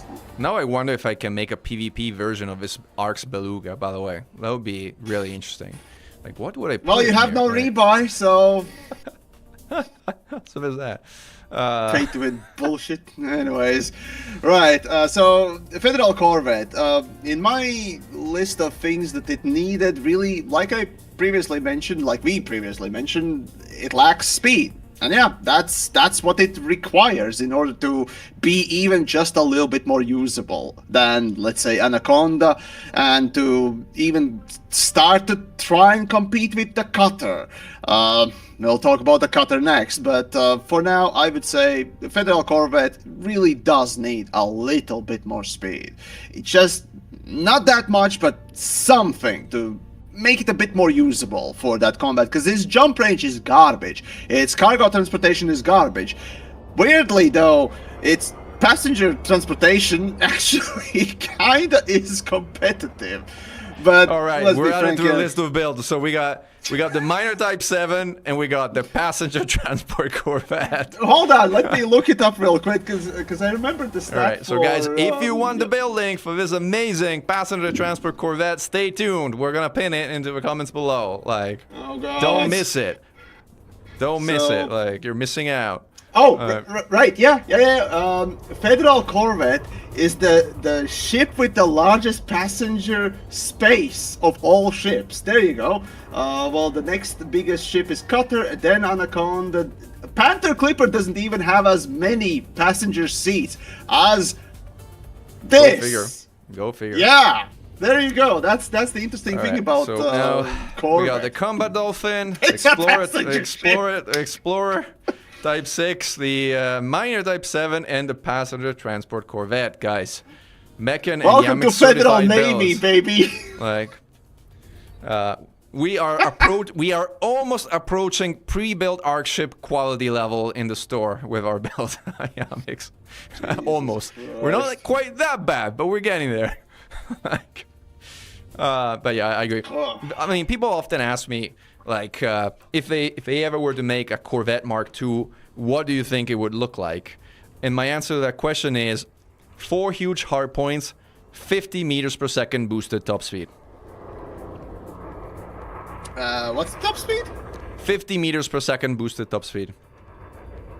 50. Yes, that is my vision for the Corvette Mark II. Basically, destroys everything, but can't move. It's like a state. You're like piloting a station at that point. I see. Okay. Well, I mean in that case, I mean, pay to win store. Let's open up the capital class ships for the use, right? I mean, there you go. Nice. I mean, this is the thing. Give me a that's why Farragut Corvette pilot, is so I'll cool. take it. Or a Majestic. Jesus Christ. Or you can come and join me. Corvette. Do you want to join in multi-crew? Do you want to join my ARC's Beluga? I mean, I'm No, are you I'm not in game? Let me see if I can invite. Are you in game? I want to invite the you. microtransaction You're in solo, nonsense. man. I would totally have invited you to be multi-crew in my. In my using the favorite. worst ship for the worst fucking feature in the game for the worst microtransaction in the game. Oh man. God, no. I'd much rather go chug bleach, man. Jesus Christ. All right, so yeah, so that's the vet. What we got after the vet? All right. What do you think? 2 ships left, and one of them is phallic. Well, the that's phallic definitely one. the cutter. Like we got. The cutter. Like, the Imperial Cutter, the majestic wank tank, as I call it. Oh boy, there's a lot to be said. So before Anaconda came in online, essentially, after Anaconda came online, a few months after the release of the game, the developers released Power Play, and I don't remember exactly when they introduced Cutter as well as Corvette as part of the Federation and Imperial Navy rank top dogs, but it was around that same time, so 2015, give or take. And with these 3 ships together, they made the so-called the big 3 of the game. 3. Each one playing off each other's pros and cons, yet one of them really stood out among the other 2. Even though Anaconda could jump really far away and would have the most damage and even sustained, well, Corvettes, well, it looked cool and it kind of moved, or rotated quickly. Well, Cutter pretty much got everything else. Cargo space, the overall shields, it got the... well, generally speaking, pretty decent jump range as well, also middle of the ground stuff, and it became just the most usable of the big 3. However, in order to get it, well, boy oh boy, you needed to grind a lot. And so, that was Cutter. Oh, also, of course, the speed. How could we forget the top speed, which was for such a big ship, such a heavy ship, insanely high, making it, even to this day, actually soloable in PvP. Not particularly well, but it is doable. You still can kinda keep up with the medium ships with 500 plus meters a second, right? It's, let's see, the top line speed in PvP, I think you can get around 400 something meters a second on boost. The cutter? I thought it kind of boosted past 500, but I might be misremembering. If you strip it, yes. If you strip it, yes, but with a combat build, I think it could do 400 something. But it wasn't basically as slow. It was faster than the poor gunship for sure. And the poor gunship was under 400, or with a boost slightly. No, it was close to 400, something like that. Either which case, that is the reason why Cutter really could do, or rather, became the favorite for basically everyone, both the gankers, the PvE players, as well as just the casual daily drivers, if you will. It had everything: space, speed, weapons, and the shields and all the other protections along with it. It had everything. except for, you know, great big jump range that Anaconda had, or maneuverability that the Corvette had. That's it. That's the only concession you really had to make with the Cutter. So, And the what fact do you that think? it drifts like you're on ice skates. You have shields, you can ram anything, you don't care. Yeah, that's the thing. You can certainly ram things, but it's Tokyo Drift plus plus. Except it's Tokyo Drift without the ability to actually turn your car, essentially. So it's a lot of drifting. I mean, the Cutter is certainly the more. I mean, I think you said it really well. It's definitely the more mainstream of the large ships, and definitely the more mainstream of the big three. It's got amazing shields, which is why, to your point, it's also used in PvP, although more as a cope build, as people kind of refer to it. Oh yeah, rather than as a serious competitive build. But it does work as a cope build, as in, honestly, like in 1 versus 1, if you face up on a properly built Cutter in PvP, and the Cutter doesn't want to be killed, it's not going to get killed. You're not going to kill. It has the speed and the shields to protect itself and run away. So and the like, mass lock factor is the largest, except for a Panther or whatever. No, Panther. Anyway, it's got like you're not gonna kill a Cope Cutter like unless the Cope Cutter either is completely inexperienced or wants to be killed. And that is one of the things that has made it kind of also very unpopular in PvP, because people have been using it to kind of be annoying, yeah, it's not a popular ship for that reason. But it does work in that sort of PvP setting as well. And it used to be the best hauler in the game together with Type 9. Again, there's different camps. Some say the Type 9 4 more is better, some tons say over like, the Type 9. Just 4 more. That may also a better jump range. Faster. So, yeah. Like the normal space docking speed of a lot faster, Cutter is bigger like jump almost range, twice but as fast. Like, so about twice as expensive. So yeah, more expensive, but better hauler. It used to be. I mean, the Cutter used to be, before the Panther Clipper came around and before the Type 11 came around, the Panther for me was a few things. It was a cope PvP build, which was kind of annoying and not all that interesting, but it was there. It was the best miner, the best large heavy miner in the game. This one for real, like not the Yamiks. I mean, version yeah, of the miners. jump range does help it, sure. So I got my carrier by mining the famous egg in low temperature diamonds in a Cutter. So it used to be a fantastic miner, and it used to be the best hauler in the game, and it was a decent combat ship. In anti-Xeno combat, it also had a role. It was not commonly used because large shields are difficult to use and shielded ships are not commonly used. But for speed running in particular, among large ship classes, it had a role at some point in time. If nothing else, because it's also very good at ramming things, considering how heavy and fast it is. So, especially the speed. Speed is the thing that maximizes it for sure. And for rams, you got to put two things together. You got to put speed and mass. You put those two things together, you got a good rammer. So and hope that RNGs actually calculates things correctly. But regardless, that's a whole different in solo, it's not much of an issue. I think it's more of an issue during kind of network play with kind of other people. But like, so I mean, yeah, I mean, look, is it worth the grind? That's a personal question. It may not be. It used to be, I would argue, worth the grind when it was the best of those things. Now that you have a Type 11 for mining, the Panther for hauling.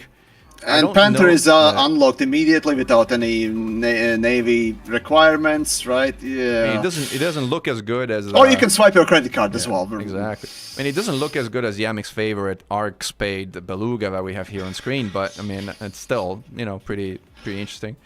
This is also a really phallic ship, only superseded by Orca in the phallic sense. So there you go. Not with all those spoilers. Like it's got really spoilery.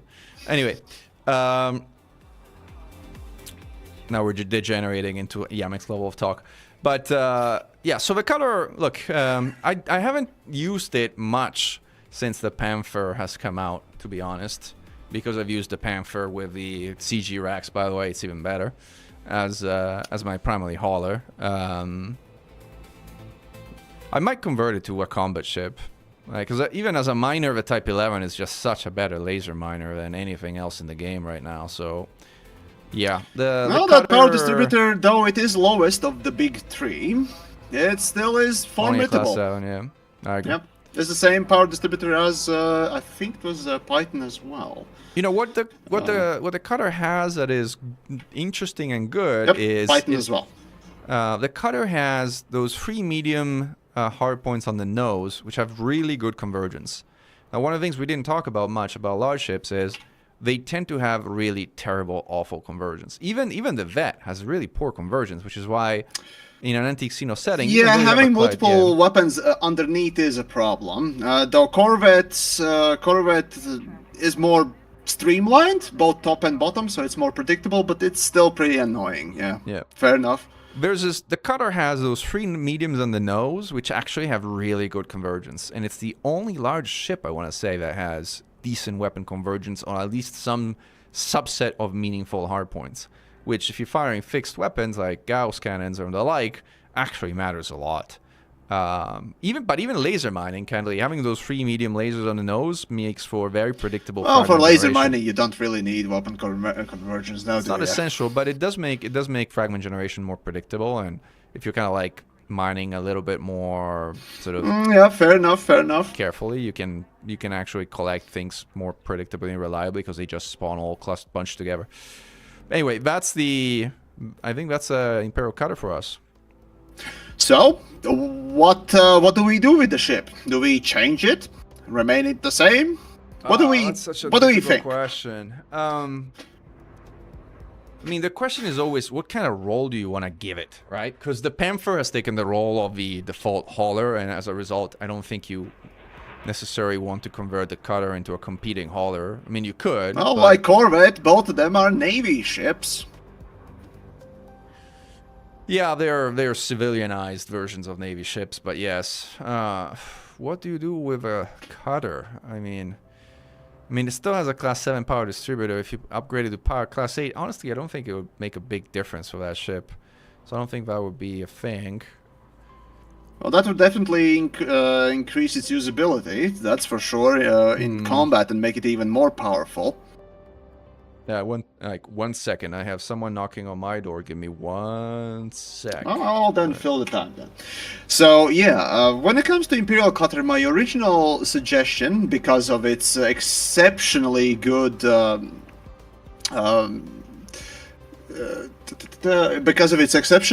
speed, well, guess what? Okie dokie. Right, in the meantime, so Cutter speed is the big linchpin for why it's usable in PvP and a few other, well, you could say AX as well to a certain degree, but generally speaking, the PvP is the biggest one. So the speed is certainly exceptional compared to Anaconda and Corvette. Like I said previously, with Anaconda, well, it doesn't really need changing. It should remain as it is. Corvette, on the other hand, should get more speed to make it a bit more usable.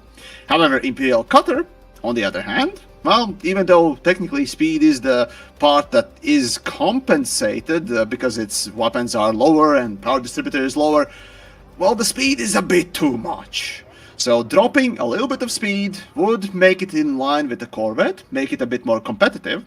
So I would say, yeah, speed for Corvette, for Cutter should change a little bit on the downturn to make it a bit more competitive with Corvette, at least. So you're slowing down the Cutter, so you're making it even less. Yes, that's my suggestion. That was my suggestion. Yes. I don't know. I think that needs something more to give it another spot in the meta. Well, Corvette up, Cutter down. So Corvette up, Cutter down. But even then, make them a bit more in line, right?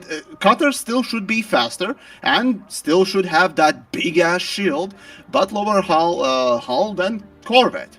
Corvette, on the other hand, would compensate with about similar shield, but slightly lower, higher hull, more damage, more weapons, but that comes at the cost of the speed, and that would make a bit more fairer fight, if you will.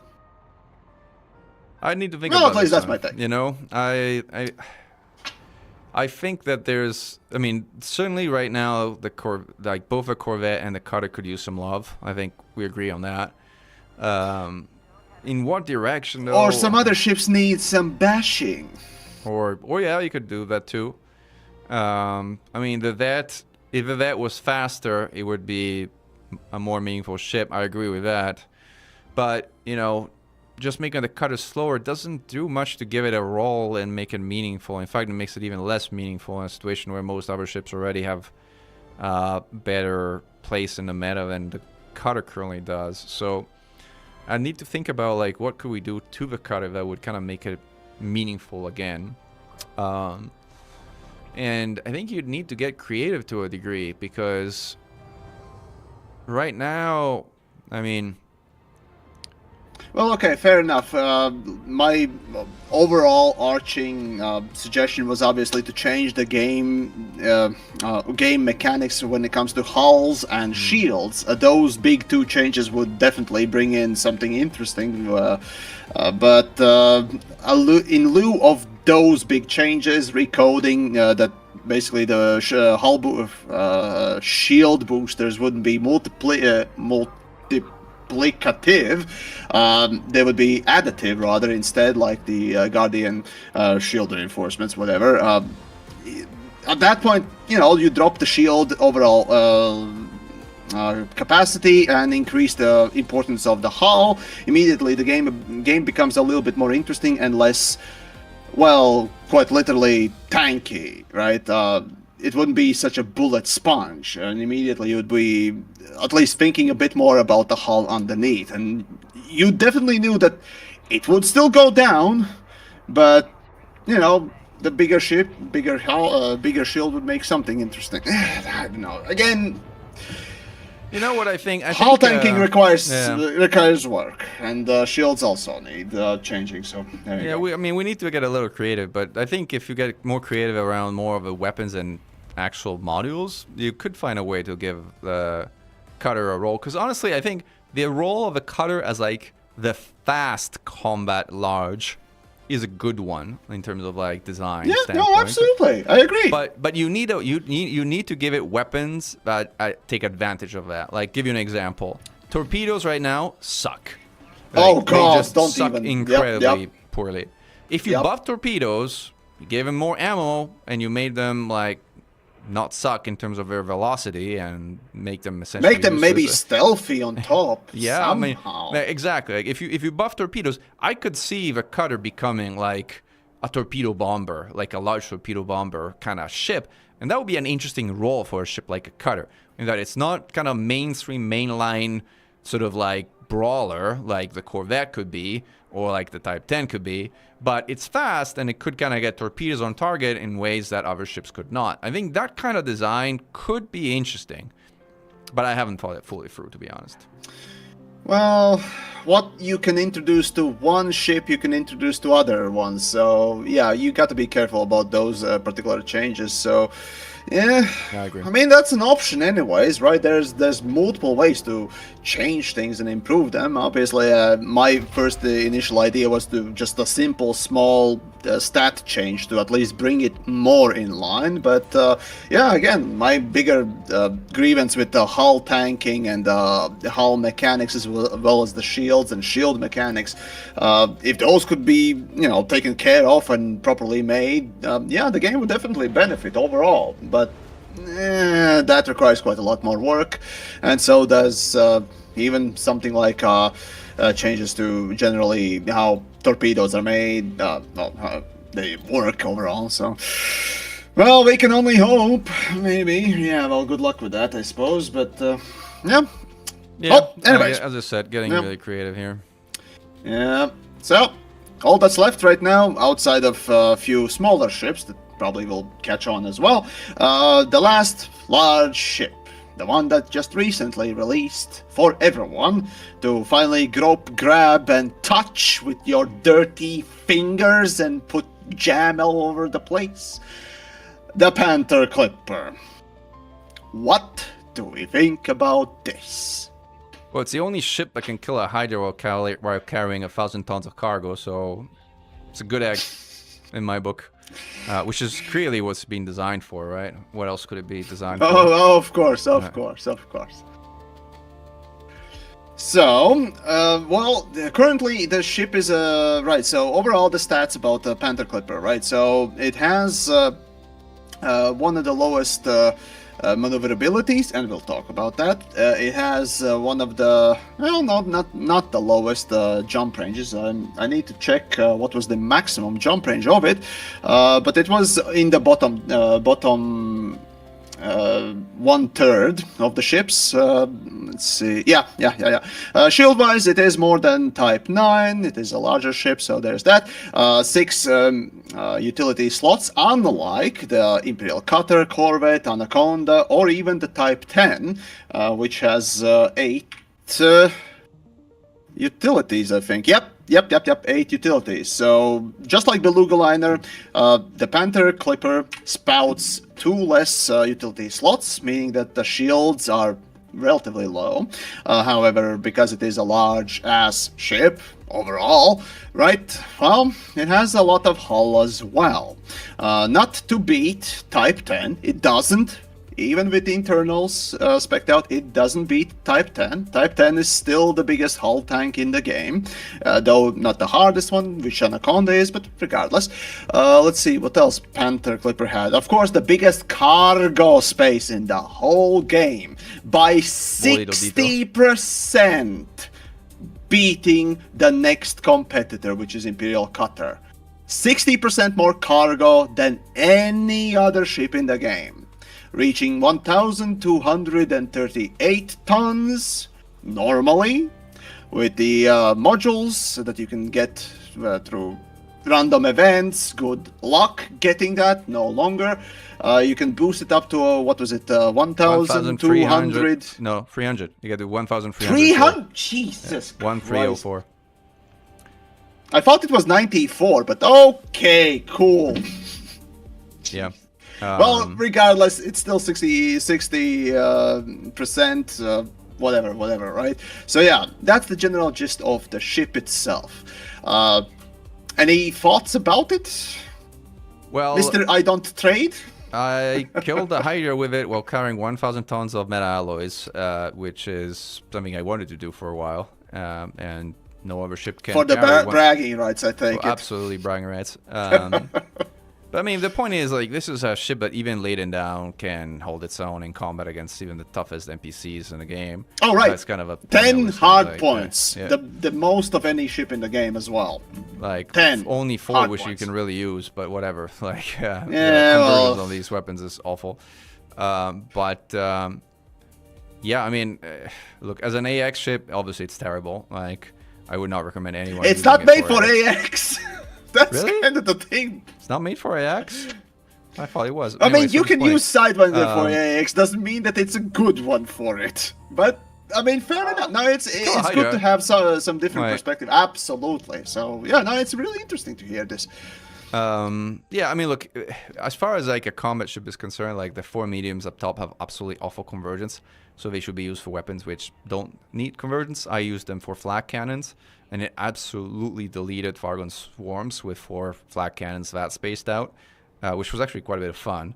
That's what earned the moniker of the ship that I used. I called it Swarmbane, because no other ship ever has deleted an entire Hydra swarm of Fargoins of 128 Fargons in one shot. That's the only ship that's ever managed to pull that off. So that was remarkable.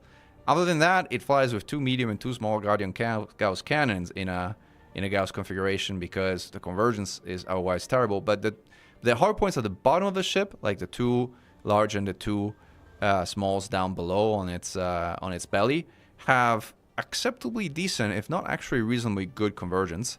So it can fight that way. But yeah, it made me sweat.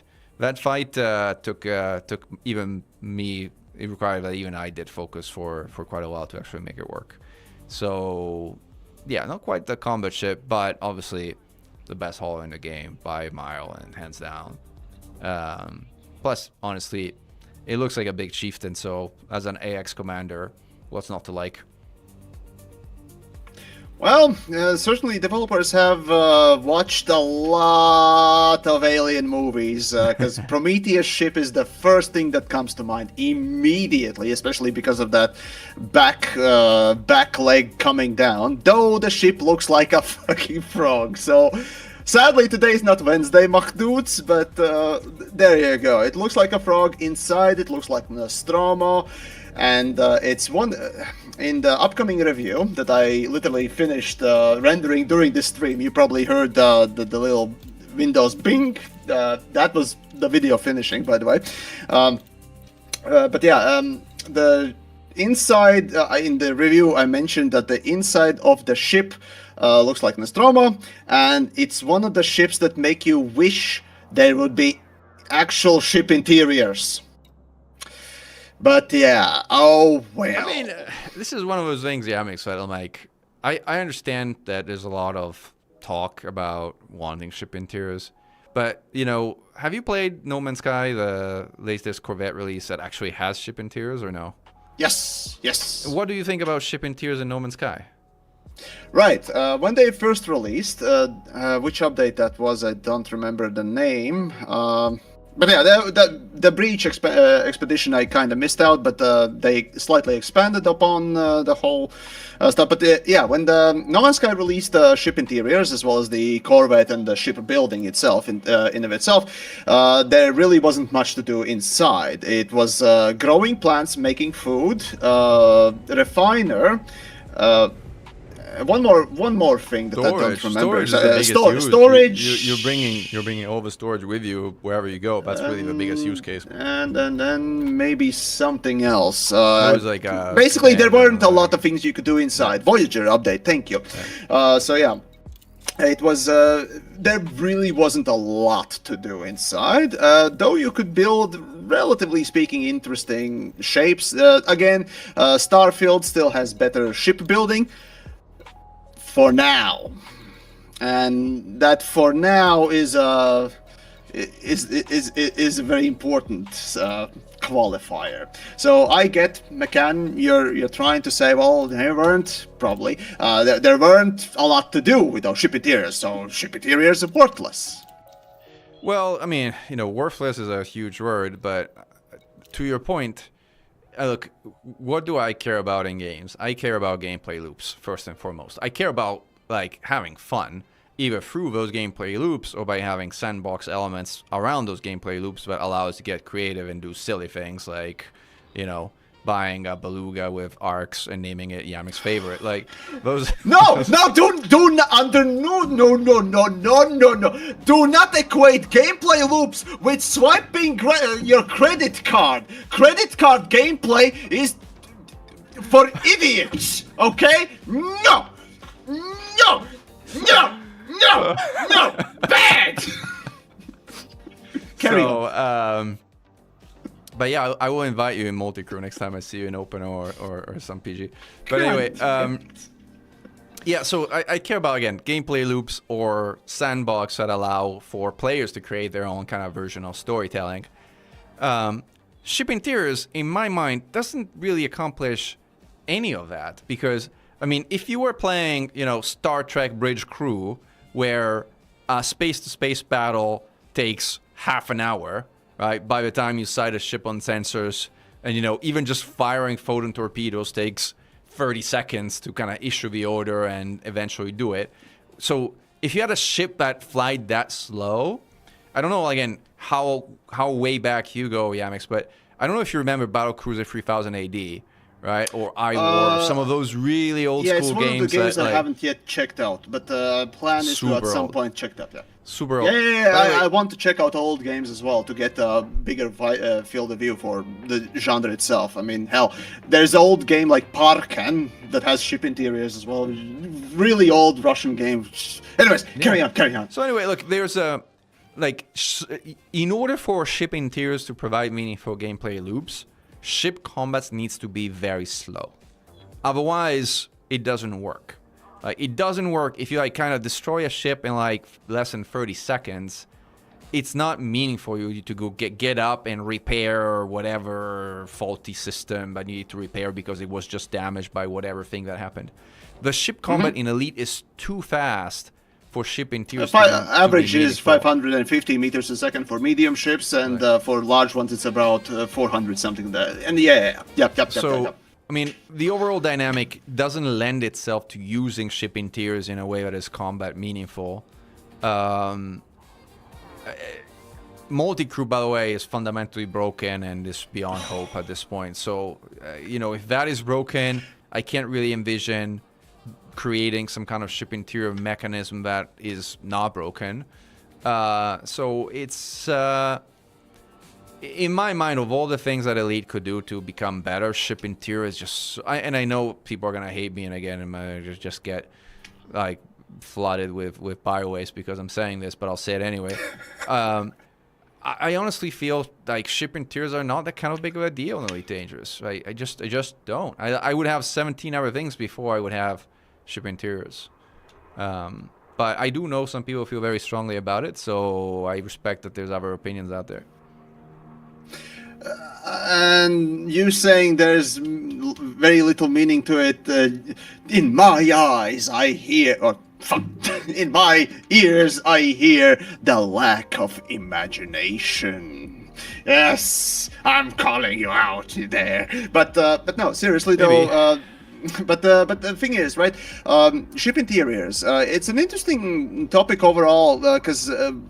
People saying, hey, the side saying that doesn't want the ship interiors, hey, well, what the hell is gonna be? Just visuals, that's it? Not much gameplay, or even if there is gameplay, it's not gonna be great. Mechan actually mentioned quite good points as to why that could be a case, because let's be frank here, Frontier can't code certain things to save their lives, like multi-crew, and that would lead to pretty poor experience overall, or lackluster experience, like the whole Odyssey, if you will. So there is a precedent to not wanting that amount of effort being developer effort going into developing such a feature, and rather focusing on just getting the rest of the gameplay at least ship shape, if you will.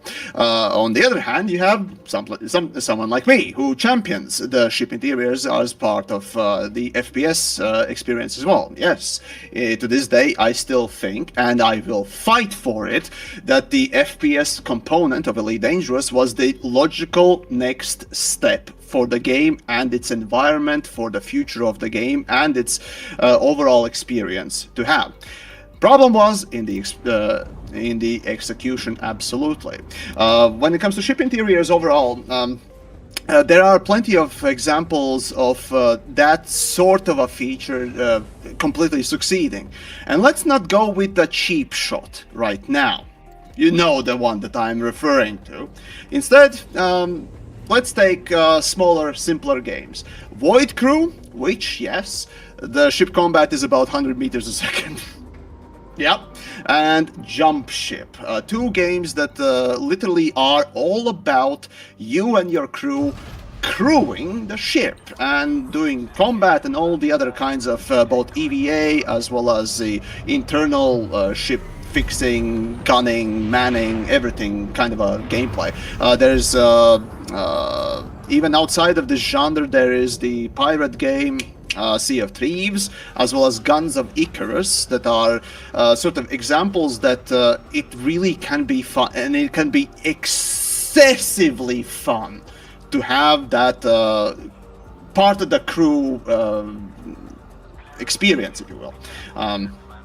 So yeah, with a good, not even great execution, having a working and fundamentally interesting gameplay loops in different manners have been proven to work, even as a solitary game features. Again, yeah, Jump Ship or Jump Space, as well as Void Crew being the prime examples that idea of simply manning that one spaceship and going through places is already enough to, well,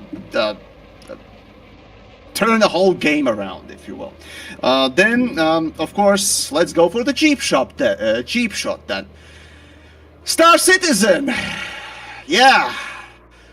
That one is a perfect example that, as shit everything about it is, it just showcases that even in a very poor execution, that idea of doing all manner of things inside the ship, even if it means just walking through it, is a big draw and a big part of that experience that, in fact, Elite Dangerous, in many instances, actually wins over Star Citizen, just because Elite is a finished game and everything works about it. So yeah, I would say we should still aim for ship interiors, because execution notwithstanding, it's still a right direction and shouldn't have been excluded from Odyssey. But that's my take, of course. The reality is different. Here's the thing, Yamiks, is other things being equal, would ship interiors better than no ship interiors? Yes, I agree. But if a trade-off is, hey, you can get ship interiors, or you can get, like, you know, on-foot Fargoid War. I mean, which one would you take? I would take the on-foot Fargoid War. We got neither one, but fundamentally, yeah, I know. No, it's an interesting straw man. It's a really interesting straw man. Absolutely, the false dichotomy, whatever. Right, either that or that, right?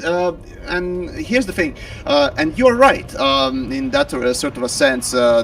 That Elite Dangerous or Frontier Developments with Odyssey already went with what would be the gameplay portions over what would be the immersion experience driving features.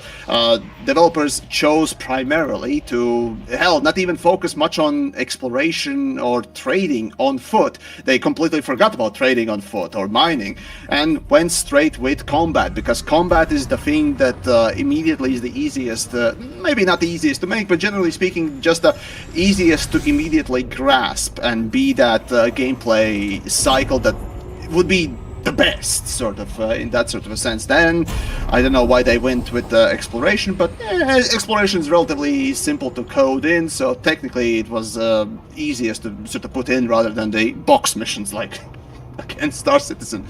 So yeah, in that sort of a sense, what would bring the most quality gameplay? Yeah, no, Targoid War on foot certainly would bring a lot more overall gameplay, but it would still lack in the experience portion. And depends on how it would be made and so on and so forth, but there you go. No, yeah, I agree. Definitely the focus would be on the gameplay portion, at least for the Frontier developments, rather than the overall experience that the CIG is going after. So yeah, look, I judged by my experience. I played No Man's Sky again for quite a bit, for several weeks actually, after not playing it for like 5 years. I got ship interiors, EVA, shipbuilding. I played it for 2 weeks. It was cool, and that was it. And here I am, back in Elite, right? So, you know, if gameplay loops just, you know, aren't that deep, they're not gonna hold people interest for a long time. So adding ship interiors for the sake of adding ship interiors, I don't know, it just checks a box. I don't know, I don't think it's particularly meaningful. You need to actually create something that is meaningful to go with it. And I mean, you are arguing there's a false dichotomy, but I would argue there's a real dichotomy. As in the idea either or, because there are more options than just two. But oh yeah, as it's more an than example, two, but it's not like you can get everything, or rather, you can get everything. Everything sucks, right? If you want everything, then everything is gonna suck. I'd rather have not everything and having not suck. Whoa. You okay?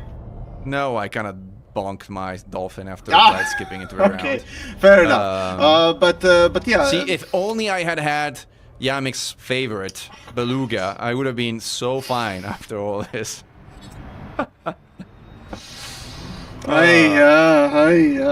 thing is, right? So you do mention the idea behind tangible gameplay, or sorry, I forgot the name or term you were using for functional gameplay portions. Essentially, that is underestimating actual experience portion, just the cosmetical wow factor of the visuals, because the thing is, right, it's really hard to quantify how much value a game gains by getting better graphics. Generally speaking, it's really hard to gauge that. If you see gameplay, well, you can say, well, okay, in the old game we have the 10 weapons. Now in the new game we have 20 weapons. Well, that's immediately an easy thing to sort of quantify in actual numbers, but when it comes to experience, that feeling of wow, or just the graphical take, or even experience just passing through different UI elements, or seeing something in a different color, light, what else, that is something that is really, really, really hard to gauge. And yet, Elite Dangerous, outside again of Star Citizen, is not even including Star Citizen, is one of the best immersive titles. And you know, there's the whole joke that I tend to propagate, that immersion, right? But it's a real thing, right? And it should not be underestimated. Just that cosmetic feeling really shouldn't be underestimated. Because even if you want to be cynical, that is why microtransactions sell. Because guess what? Cosmetics literally sell. Cosmetics have an effect. I mean, we just bought a Beluga on this stream to kind of make the point, right?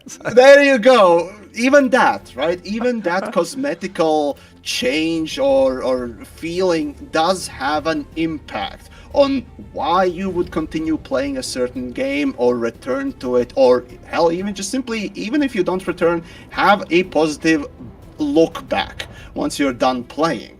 And that's the thing. That's kind of where, sadly, you can't quantifiably show that ship interiors would be such an important thing. And yet I feel that it is a missing transitory period, literally, to you taking on the space lace, getting out of this spaceship seat and actually walking through the ship and experiencing its girth, its width, its internals, its spirit, in a way, if you will, and seeing every time going through the ship, feeling it. And contrary to that old infamous quote from Arthur, yeah, there would be actually a gameplay reason to run through the ship, and or picking larger or smaller ship, because you would have to go through it, and that would have a direct impact not only in just how much space it takes on the planet, but also how long it actually takes to get on the seat, if you will, to run away, or, for example, do other things, right? So yeah, it's one of those hard to quantifiable things, but I believe that would be just as important as a functional part of gameplay, if not more sometimes. Depends on, again, execution of features and so on and so forth. Plus it would have potential for actual gameplay, you know, ability to fix stuff inside or doing other things. Yeah, I mean, that's one thing where I think we have respectable, reasonable, but different opinions. Yamiks, I prefer Dwarf Fortress over Star, whatever the game from Bethesda. I will prefer Star Sector over any of these space games. Star like, Sector's goddamn it, amazing. that game is It's just really amazing, flawless. super underrated. I completely agree. So yeah, no, I mean, look, it's if we can right, we kind of moved away from Panther Clipper itself. Right, so what is wrong with it? What is good about it? Do we change anything about it? I would give it 10 times the cargo, so we have to haul 10 times less in colonization, but that's just about it. Okay, I would give serious answer? the cargo. I would give it the Cargo Rack Mark 6 and give the Cargo Rack Mark 6 like 6 times the cargo, so we don't have to haul that much in colonization, instead of having to pay to skip for like Dodex stations or whatever, which is not a good way to go about it. But that aside, I mean, the Panther is in a fine place. I mean, it's got super really? assist, Is it now? I think so. Oh. You'd Curious nerf it? to say that. I mean, you could argue Oh, to I nerf do it, have but plenty of other things. In yeah. fact, I can prove it with actual numbers. Yes, it's time to look at some spreadsheets. Well, it will be if Mechan doesn't realize it real quick. Because, oh boy, I must school you, son. Okay, so, Panther Clipper, right. So I did kind of skirt away those, or rather, go around those stats and didn't mention an important thing. So Panther Clipper, here it has more jump range than a cargo build, equally made, you know, for cargo builds, maximum jump range, maximum cargo space, than a Type 9. Panther Clipper has more jump range than a Type 9. And it has exactly the same maneuverability, yet far faster top speed. And again, once you're hauling stuff, you're not using boost and so on and so forth. You're maximizing the jump range as well as the cargo space. So I'm using boost. But generally speaking, even without even max speeds are faster with Panther Clipper. A ship that is thrice, if not more, heavier than Type 9 can jump further, move faster, be just as maneuverable, and house so much more cargo. Like, excuse me, it has no problem. It's in a good place. No, I completely reject that notion. And also the whole nerf it if you want, but then you gotta haul even more for colonization. What they really need to do is kind of lower the colonization. They're having pay for skip. Remind they're me, not gonna Mechan. do it. Cool. Remind me, Mechan. Who was the person or group that made colonization? That made colonization? What do you mean? Like the Frontier Development guys? Who made... Yeah, Frontier made colonization. Right. And who decided the colonization required that much stuff to be delivered? Oh, yeah, of course. They're the ones who designed it was it, and now Frontier. they're the ones that Right. letting people pay the skip. I know. Yeah, well, I feel like probably we should talk about the colonization being a massive slog rather than a ship being in a good place because it's overpowered bullshit. I think that's fair. Just saying. I mean, honestly, like, if colonization and the hauling associated with colonization was not so absurd, I would totally be fine with the Panther moving down in terms of hauling capacity by also possibly a significant amount. But with colonization in the current place, I mean, kind of that ship is designed for colonization, like, you know, inherently, like, and the amount of colonization hauling required. 50% more cargo than the Cutter is like a design choice that they made specifically to deal with the inordinate amount of hauling that they introduced with building colonization stations. Well, yeah, it's kind of... There was this saying that I had about pay to win back in the day. Let me think about it. Oh, right. You make a problem and you sell the solution. Yeah, I know. I agree. That's really bad. I think Yeah. that's really bad. Like the one thing that's kind of still kind of bitter in my mouth after this whole Dodex situation, because like the biggest pet peeve I had was like the permanent paywall. That really was the biggest battle to fight. But honestly, the fact that there's now pay to skip is profoundly annoying. Like, profoundly annoying. But it's also like, you know, a one-time thing, so per account, so it's like one of those compromises. Like, do you really pick a battle and start a cat fight over that, or do you accept it and move on? And Oh, most of us I have will decided to fight accept against and move all on. microtransactions and this pay-to-win nonsense. I really will, but again... This is pay to skip. Again, pay-to-skip is a term used to soften the pay-to-win title or term. It's a dirty title, I get it, and people don't want to apply it to their favorite game because it's so it's like, dirty. I mean, it's not that it's dirty, Yamiks. It's like, it's a different thing. Let me take a step back. I don't particularly care about pay to win, pay to skip, or whatever the semantics there. What I fundamentally struggle with more inherently is, what does winning in Elite Dangerous mean to you? What is winning? Define winning in Elite. Define winning in Elite. That is not a thing that I think of Elite Dangerous. Right. That's exactly the point. You're struggling with defining it because there really isn't a win condition in Elite Dangerous. You cannot win Elite Dangerous. I mean, you can kill a Hydra and a Panther Mark II, and that kind of counts a little bit, I would argue, but... right, you're going for the... There is no... Okay, but let me then bastardize your sentence there about the pay to win. Okay, so... There is no winning in Elite Dangerous, so we can accept further predatory monetization. There is no winning in it. Yes. I can do the same bullshit you did to me just now. I can turn your... Don't even start with me, son, on this nonsense. No, we're getting into semantics, so let's do semantics. Like, pay to skip is bad. I hate it. I hate the fact that they're coming to Elite. It's like Yeah. I will argue against it. I'm 100% with you. On the semantics or whatever, is it pay to skip? Is it pay to win? Is it pay to win? Is pay to skip a part of pay to win? Like, honestly, you care more about the semantics of it than I do. I could care less. It's so bad. If it's pay to skip or pay to win, they're equally bad in my head, where one is part of the other is part of the one or not. I honestly don't care how much. You seem to. That's fine. My point is, they both suck equally. They're equally, they're the same thing or they suck equally. I think globally we agree they suck and they should not be a thing. And there's better ways to make money as a game developer than creating 60-hour grinds and then charging $30 to skip it. Like, that's just not something I like or conceptually want to see in the game. Then you want to call it pay to win or not?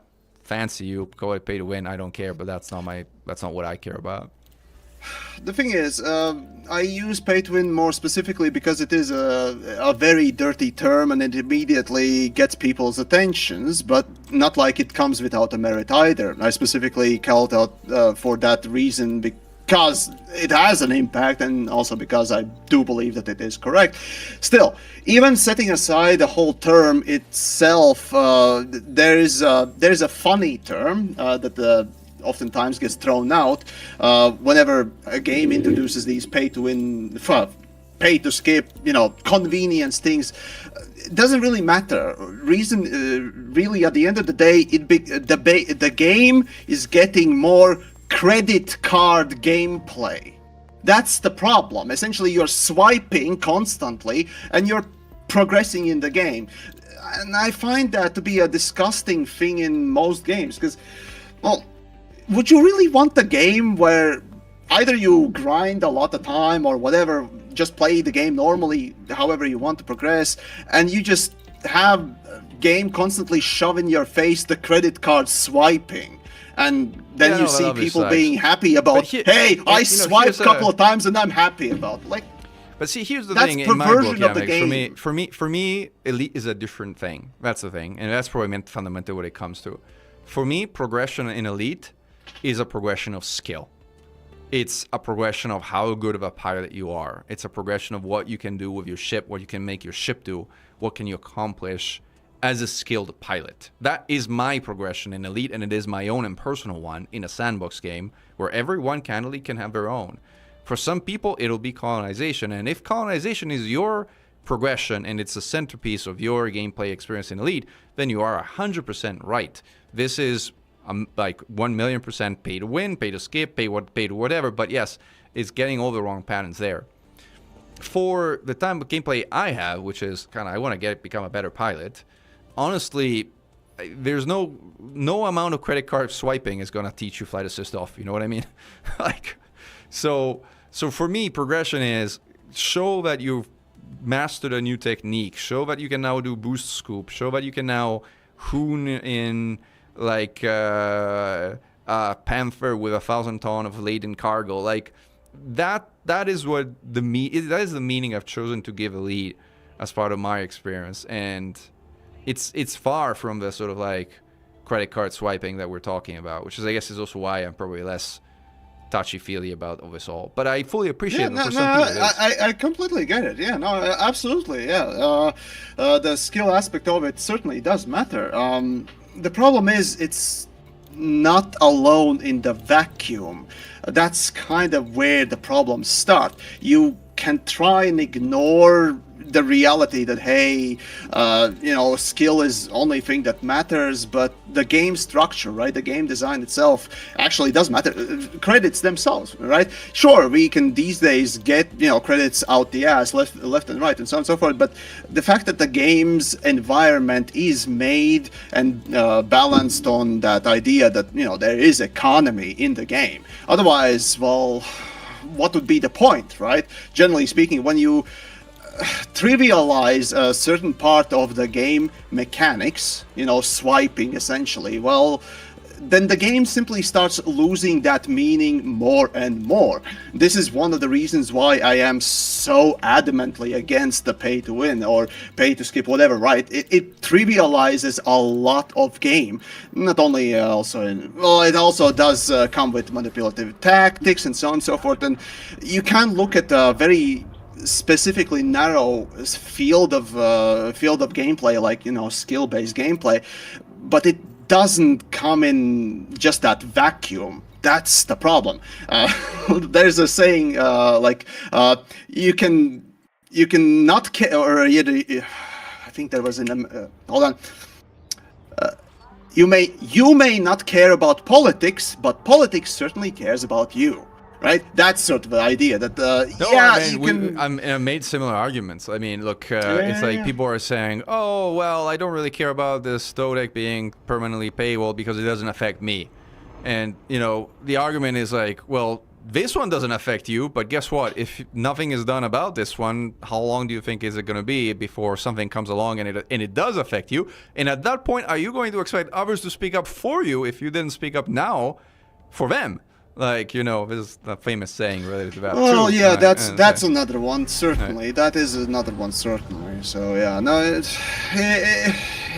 it's just crap place to be in overall with these ships, because now we have to not only talk about just the ships themselves or these new features, but also, not only how much they cost in the microtransaction store to skip, but also just that, hey, these things like Panther Clipper, Type 9, Type 8, and all the other new ships, why they are so good.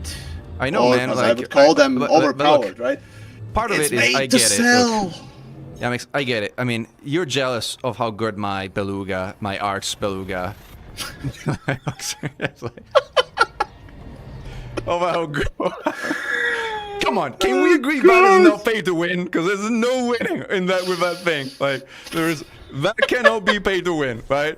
Like, it just cannot. Like, I'm gonna get the aneurysm. Like, you have to agree with me that at least that one is not pay to win. Oh God, no! I will not yield. I will be fundamentalist on this. So join the Yamiks Church of Fundamentalism. I also want to bet. I want to see if anybody else bought that. I want to bet I am the only player in all of Elite who ever bought that pre-built Beluga with arcs. Oh, if only see we find saw anybody else. all of the data about their finances, but sadly we only see the surface level. But yeah, right. Suppose we should probably move this a little bit further. There are still a couple of things we can chat about if you got a little bit of time. Couple of ships that we kind of touched upon in the first episode. The ship launch fighters. So, SLFs. Yeah, want to talk about those? No. Oh no! And you shouldn't either. I mean, they're just so bad. Like, I mean, they're you had a wonderful quote from the first episode, and then a couple of lines as well. So feel free to describe what's the matter with SLFs, what they do, and what, more importantly, they don't do, and why nobody uses them really. Yeah, so, well, the short version is they suck. They're fun, though. It's fun to fly around in an SLF or have a friend fly around with an SLF. During the Battle of Sol, I tell you about the unengineered Beluga. Not Beluga. Now I'm stuck with a Beluga because you made me into a Beluga fanboy. But Keelback. The unengineered Keelback that went Titan bombing, and the Keelback has a ship-launch fighter. So I had someone from the stream actually join me for a Titan bombing run, and use a Taipan, an AX Taipan, as a sort of support for the Keelback in a Titan bombing run of Correo. It sucked as bad as you would imagine it would suck, but I mean, look, the problem there's a few things that just don't work in the way things are designed. For one, the fact that NPCs steal your credits also when they're inactive. I don't know who made that design decision, but I generally hope they reflect on that and that design decision comes back to haunt them, because candidly, why having an inactive NPC still takes like 5% of your total credit balance it makes no freaking sense. It totally disincentivized using SLFs in the first place, and it's just a poor design choice. It's against the fun factor. It's not a good choice. I'm fine paying them if I have them flying with me, but having them sitting in the bar, there should be some kind of union or pension fund or insurance policy or something that comes out of the rebuy money. I don't care. I kind of make it up like that it doesn't take my credits when I'm not flying with them, because it's just not fun. So that is a fundamental design flaw with SLF and NPCs. And then the fact that they generally suck. They suck because they introduce lag in multiplayer instances. So like the netcode is designed in such a poor way that if you fire out NPC piloted NPC, there's chances that the whole instances get screwed up for pretty much everybody. This does not happen. You could by the way even we've back played. in the day abuse them to lag switch, kind of, or it's, like, basically, terrible. rubber band the whole thing very quickly by spamming the controls. And developers actually called it an exploit and would warn you, if not ban you for it. So remember, do not press the numpad when you are actively when you are fighting somebody in PvP. Yeah, Don't so do that's, it. That's Don't terrible. do it. Yeah, don't use ship launch fighters in PvP. I would argue don't use ship launch fighters in general unless you're kind of like flying alone Apparently in they a canyon fixed and having fun. at least part of it, but still does introduce quite a bit of problems, yeah. So anyway, And then, of course, there were ship launch fighters specifically made for your Guardians. favorite thing. Yeah, AX. Like, well, our joke is that the Guardians didn't really, because like in lore, the Guardians actually won the war against the Fargoids. But if you fly a Guardian SLF against a Fargoid, you start to doubt that original version of history, because you're like, there's no way that these Guardian guys with these fighters won the war, because these fighters get absolutely instantly deleted by even the lowliest of Fargoids. So, yeah, no. I mean, there, and I think we sort of talked about it. Mechan, but what is the reason why they get deleted? The reason they get deleted is because they were designed to have low hull and high shields, which in and of itself is a cool design decision, right? It is the lowest hull SLF, even less than the Empire one, yes. So, I mean, that sounds cool. Why not make something a shield tank? Nothing in principle wrong with it. And this was done at a time when Fargoid interceptors were originally released. After a while, in order to combat the sort of shield tanky meta, Frontier decided to start giving Fargoid interceptors shield, and scouts too, by the way, shield piercing capabilities. So part of the damage that Fargoid interceptors and scouts do pierces shields. The problem is they did not change the hull of those fighters to match. So the piercing damage of Fargoid scouts, or even the lowest of interceptors, with its phasing damage, will instantly kill any Guardian fighter. And that just sucks. In addition, they have no heat sinks, so they have no way to kind of conceal their signature, and they're permanently locked by interceptors and get shot down more or less immediately. So they're useless. But as you know, we were saying, they're fun. They can be fun to fly. They look good and they're fun. You got that going for them. Yeah, very much so. They require quite a bit more maneuverability in order to actually be usable these days, which, yeah, I don't know, man. You really need to change the way the shield works, especially. It's still bizarre to see that the Guardian fighters are still coming with normal shields, despite the fact that they actually have unique shield look, and also the effect of being broken apart and so on and so forth. These just why do the Guardian fighters not come with corrosion resistant shields is really beyond me. Like corrosion resistance, shield piercing resistant, heat sinks. Yeah. You need those three things. But that's the other thing, by the way. You have no way to deal with environmental caustic damage. So if you ever get hit by a caustic missile, you're dead. There's nothing you can do. I mean, if you want to make Guardian SLFs useful, you need to do those three changes. Stop them from having shield piercing from interceptors, give them heat sinks, and make them corrosion resistant. You do those three things, and they're going to be Still relatively useless, but at least not a meme of how bad they are. Still looking at the little looks of them, just they look so cool, and yet they're so useless. It's so frustrating. Yeah. Oh well. Well, so yeah, don't use SLFs. Sadly, they're just not bad. They're just not good. Not good at all. And they really need a lot of reworking in order to actually be useful. Well, we still have a little bit of time, I think.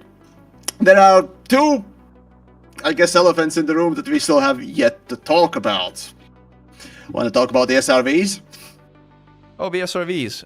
That's another thing where, honestly, there's some weird design decisions made with the SRVs. Oh, really? Do tell. I mean, for one, how the Scorpion drives, I don't understand whoever made it drive the way it drives. Sorry, not the Scorpion, the Scarab, the original SRV. Like, it drives really poorly.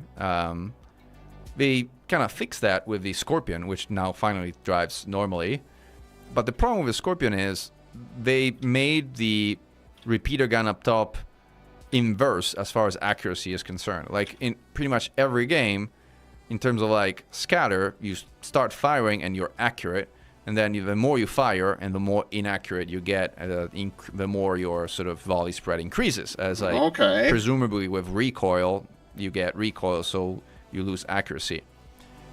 I don't know whose inverted brain cells designed this, but with a Scorpion, you basically get the opposite. You start, and your repeater fires very inaccurate, and then the more you hold the fire, and the more accurate it gets, which makes no freaking sense whatsoever. I just don't understand why anybody would design it that way.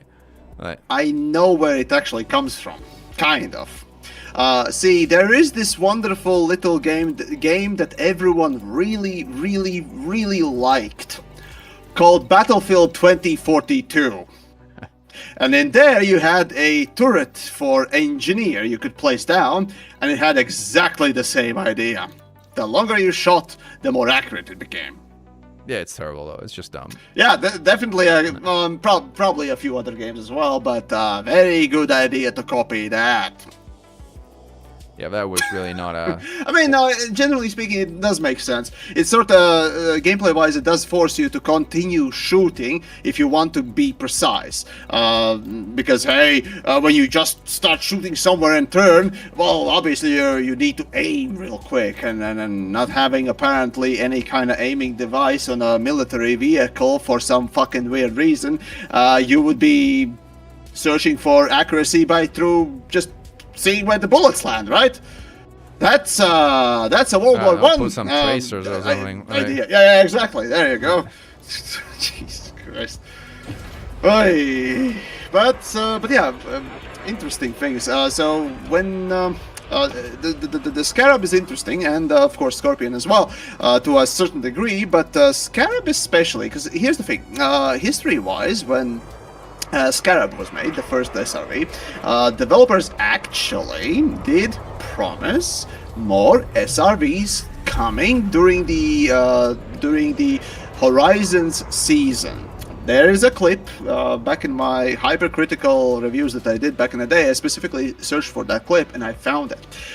David Braben even was the one talking about what would be coming for Horizons in early days when they announced the whole thing and how it would work essentially. I think it was the pre-launch talk that he gave about the whole thing. But regardless, he did mention that, hey, there will be multiple SRVs. First we get this, and then we will get more. And obviously people kind of remember that. I did too. And yeah, well, fat load of nonsense that was, wasn't it? Until Odyssey, when we got the and I think there's been a bunch of and work then we on got the the Rhino, Scorpion. but the Rhino never released. So Rhino is still in the game files, yeah, and who knows what that is. But yeah, the Scorpion is interesting. Okay, fine. Developers decided against releasing multiple SRVs because, you know, hey, this works and so on and so forth. That's all you really need. But yeah, when Odyssey released, Scorpion literally was the only other vehicle that Odyssey introduced. no new ships, no new nothing, unlike Horizon, which introduced multiple ships when after it launched. Yeah, when Odyssey came out, literally 2 years later, we got the Scorpion, which was the funniest thing ever. I even remarked it as, hey, for $30, the only thing we really get that is kind of worth it is the Scorpion. Everything else is just throw in the dump. And even then, for AX, how actually usable is Scorpion? Do you even use it? So for AX, it's actually problematic because whereas interceptors ignore the Scarab, the interceptors... Really? Yes, they ignore the Scarab. They consider the Scorpion an active hostile. So at Spire size, for example, if you're flying around with a Scarab, the interceptors leave you alone. I see. The Targons on the ground don't, so you still have to deal with Banships and Revenants, but at least you don't have to deal with the interceptors in the sky. Versus, like, Scorpions, not so much. If you ever meet sort of hostile interceptors, they will happily fire on Scorpions, unlike Scarabs. And they don't. And by the way, they don't have AX weaponry, so you're not gonna really fight. You're not gonna really fight interceptors up from the ground with Scorpions or Scarabs. So they're used. They're used in. They were used at Spire sites occasionally to deal with Banshees and Revenants, but the problem with that is that Revenants and Banshees are very good at killing SRVs. Very, very good at killing SRVs. Especially if they swarm them at close range, because the energy weapon of Revenants in particular, the damage scales with range. The closer you are, the more damage you get. And if you kind of happen to fall with any SRV, be it the Skyro or Scorpion in the middle of 3 Revenants, they would just murder you in like 4 seconds, and you barely have time to get out before your SRV explodes. So you had to keep your range, and if you kept your range, in particular the missile of the Scorpion worked very well against Revenants, like the secondary fire mode missile thingy. Instead, in dealing with Banshees, you had to basically rush them and get right underneath them. If you got right underneath them, you could hit with your repeater cannon their weak spot, which is right underneath them, and they couldn't hit you if you were right underneath them, because you were basically in their blind spot if you managed to get underneath below. But it was very risky, because if, for instance, they did their sort of like sticky bomb fire and they happened to catch you with those sticky bombs, again, it was kind of game over for your SRV. So it was never... SRVs and AX never mixed all that well. Well, I suppose it's even less worth talking about FPS being useful against Targoids. Well, no, since we don't even have hand weapons for it anyway, so... No, I mean, the only Thargoid type of, like, on-foot gameplay came with Spire sites and Inspire Sabotage missions. Right. Which was... I thought it was a relatively interesting jumping minigame. Oh, yeah. No, absolutely. Right? At first I thought that, hey, finally they're doing something, the Thargoid combat. And the only Thargoid combat at the time we got was just slightly different skimmers. Not the skimmers, but the scavengers, right? Yeah. The Banshees. Anyway, that turned out to be like, Super Mario Brothers Elite Dangerous Edition, jumping across platforms. Yeah. But, I mean, it was something, right? It was something. Again, I do think they could have done so much more with it. But, absolutely. Any FPS game out there can tell you there's plenty to do with FPS combat. I can tell you that. And as a fanatic of FPS combat, I honestly found also, there's no combat in it. It was literally just a platform game without combat. So it wasn't. Not the sour note to end on, I suppose.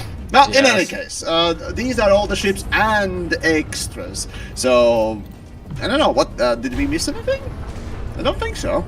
We talked about SRVs, talked about ship launched fighters, we talked about pretty much all of the ships. We haven't talked about carriers and squadron carriers. I guess that's the only... Oh gods, I hate every single fucking... vehicles that we fly. Alright, so... Carriers are great. Fine, fleet carrier, what do you think? They're awesome. Fleet carriers are awesome. They're fun. They're like an endgame thing to do. They're like your mobile home. Like there's one of the songs I produced in the latest album is actually called "Home is Where Your Carrier Is," because it's true. It's like home is where your carrier is. You can bring your home along with you. You're a little bit hermit, like you're a little hermit crab with all your ships and whether you're going into the black or whether you're moving into combat zones at the California Nebula, whether you're sticking close to home proper in the Pleiades. At least for us, it's a home away from home. All right. Well, then the big question, obvious elephant in the room about the carriers is, it originally was meant for only squadrons. Should have fleet carriers as a whole should have been given to individual players? I mean, look, they ended up doing both, right? There's now Yeah, personal carriers and there's squadron carriers. So, talking about dichotomies, that's one dichotomy I think they got right. I think it's great that there's individual carriers and there's squadron carriers that are more expensive, but also more capable than individual squadrons, but you can only have one per squadron.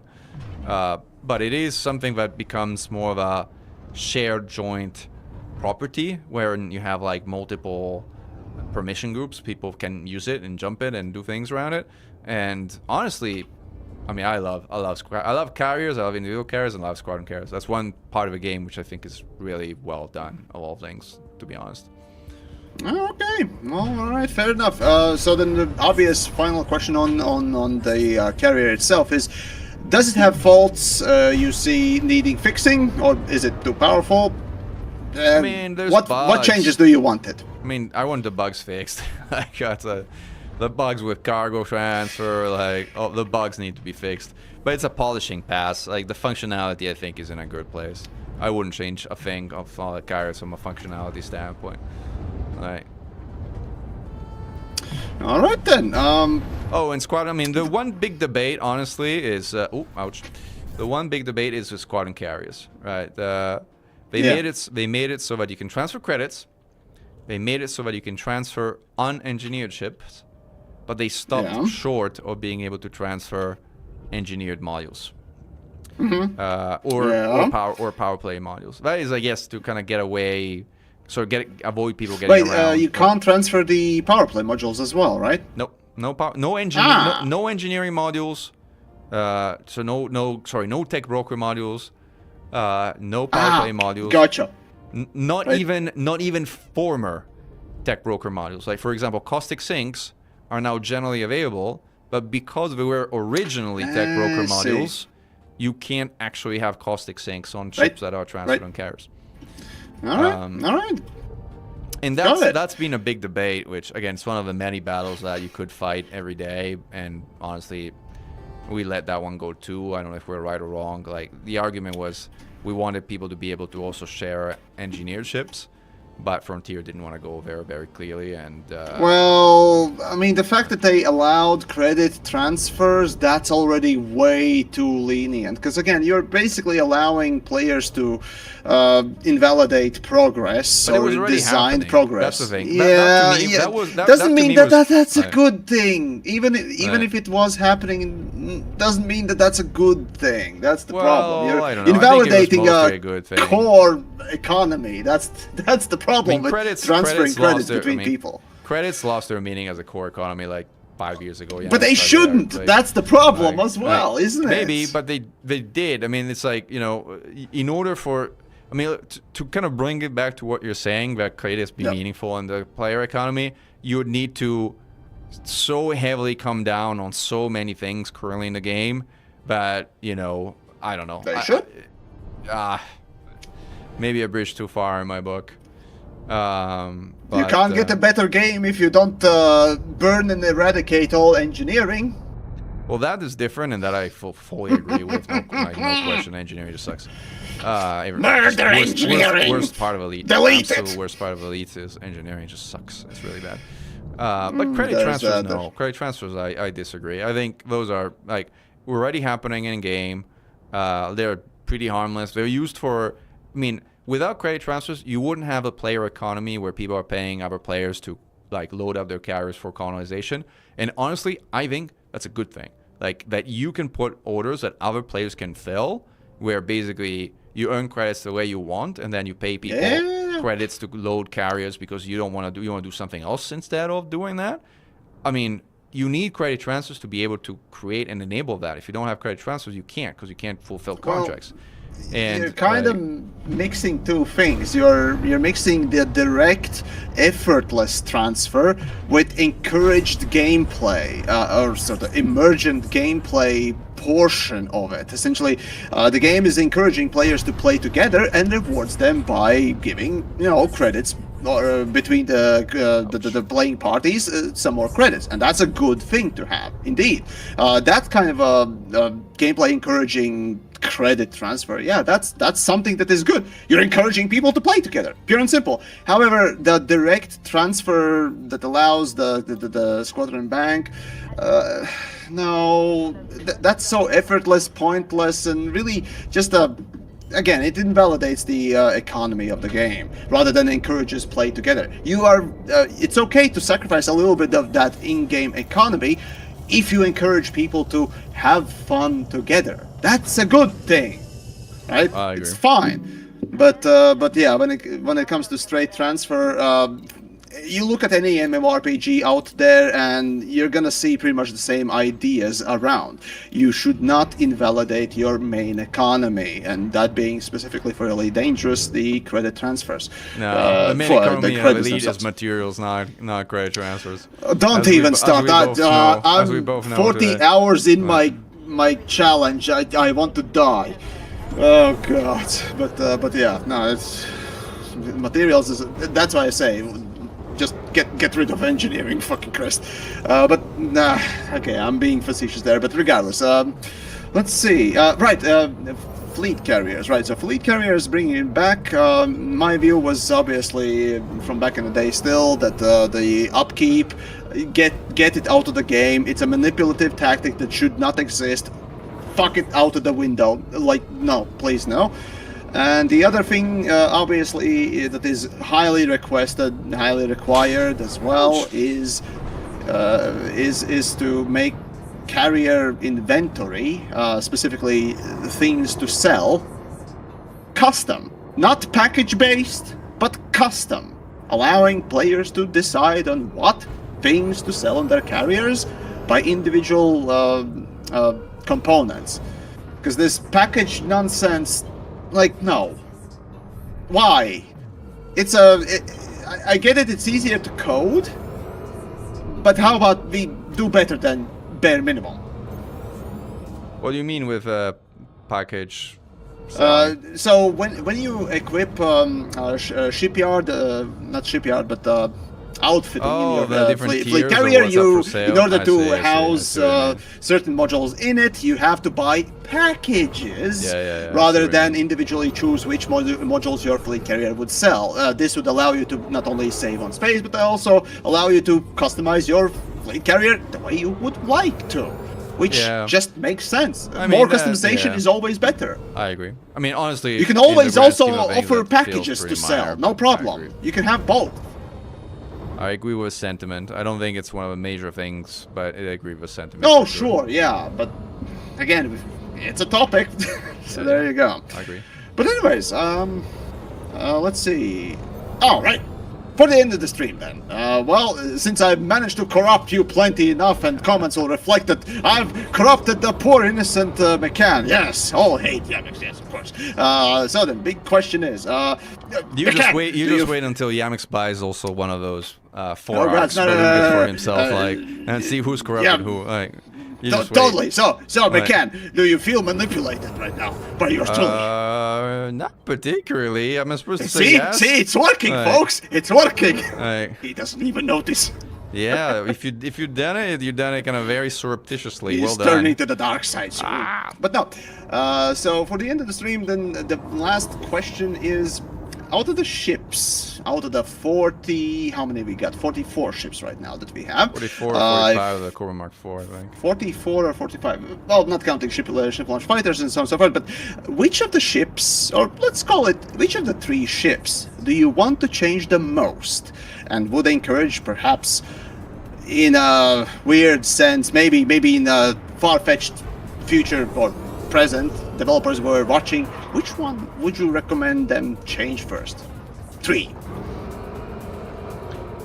So I get to pick 3? You're saying which 3 Yeah, ships I would change the most? go for 3. I think the Imperial Cutter I would... I mean, and again, the Spirit is not which are the ones that need the most changing, but the ones I would just personally ask to change because personal preference, right? Go for it. Yeah, I would say the Cutter is probably up high on the list. So Cutter and Corvette are probably 2 of the top ones that I would change. And then... which one would be the 3rd? I think I know the answer already. 3rd is a bit more conflicted because I think... oh, really? Yeah, a bit more conflicted because... I mean, my general feeling would be if you change something, you change it for the better, not for the nerf. So, I mean, if you were to include nerf, then I think there are ships that are more obvious choices in terms of like getting nerfed. I mean, obviously the Cobra Mark V, Panther, and Corsair are overpowered compared to their respective categories. So those would kind of need nerfing if you were looking at nerfs. But I'd rather not look at nerfs and look at buffs. And if you were to buff things, I would probably buff the Cutter. I would buff the Corvette. And you know what I would pick? I would put the Crate Mark II up there. I would put the Crate Mark II. Okay, that's an Yeah. interesting one. What do you change for that one then? It's tricky because, again, with the Corsair does everything the Crate does better, essentially. So we would need to find like a new and different role for the Crate of something that doesn't become redundant and just doesn't become a power creep with a Corsair. So I think I tossed out the idea of like making it like a large slot specialist so that it has like 2 upgraded slots for having like 5 large slots and being the only medium ship that has 5 large slots. Oh, right, I remember that suggestion. Jeez. which, No, it's not a power creep on Corsair at all. 5 larges. Yeah, but it becomes a little gunshipy, you know? Like, it becomes a little gunshipy. It's like, it hits hard, but it doesn't have a hull, it doesn't have the speed, it doesn't have the maneuverability. So you can give it more guns if it doesn't have as much of anything else, is my argument. But it doesn't have to be that. It could be something else. It could be something where there's like, you know, some other kind of benefit that makes it just not completely obsolete. It's just a ship that I and know many others have spent so much time in that I would love to see it have some kind of like renaissance of some kind. No, fair enough. No, all right. Interesting indeed. Well then, let's see. We got anything else? Ah, fuck it. I'll go with my own 3 picks. So, Federal gunship needs improvements in a lot of places. Take a stat and go for it. Speed, definitely. Vulture, my beloved, definitely needs changing. And shits and giggles, keelback. Make the stupid keep my ship. keelback the way it is. It needs more speed. The ouch potato needs some love. No, I like the keelback. It's the keelback is my ugly puppy. It's really ugly, but he looks beautiful to me. Oh, it's disastrous, yeah. All right, fair enough. All right, I think that'll be about it for this evening. So we finally finished the 3-part series. So hopefully you folks enjoyed. There's plenty of interesting information, so feel free to share it around. And check out guys, Mechan. in our upcoming series, we will be reviewing all ARC's purchased ships one by one and give you our feelings of how bad they are. I don't know. We'll come up with something. But anyway, thank you all. Glory to mankind. I'm a dad with a real job, and I work in real job. So I come home and I swipe my card, and I get to catch up. Okay? How dare you judge me? All right. Well, guys, thank you all. Thank you. Yamiks was fun as always. Glory to mankind, and peace. All right then. Thank you all, and indeed, that'll be about it for this evening. Bye.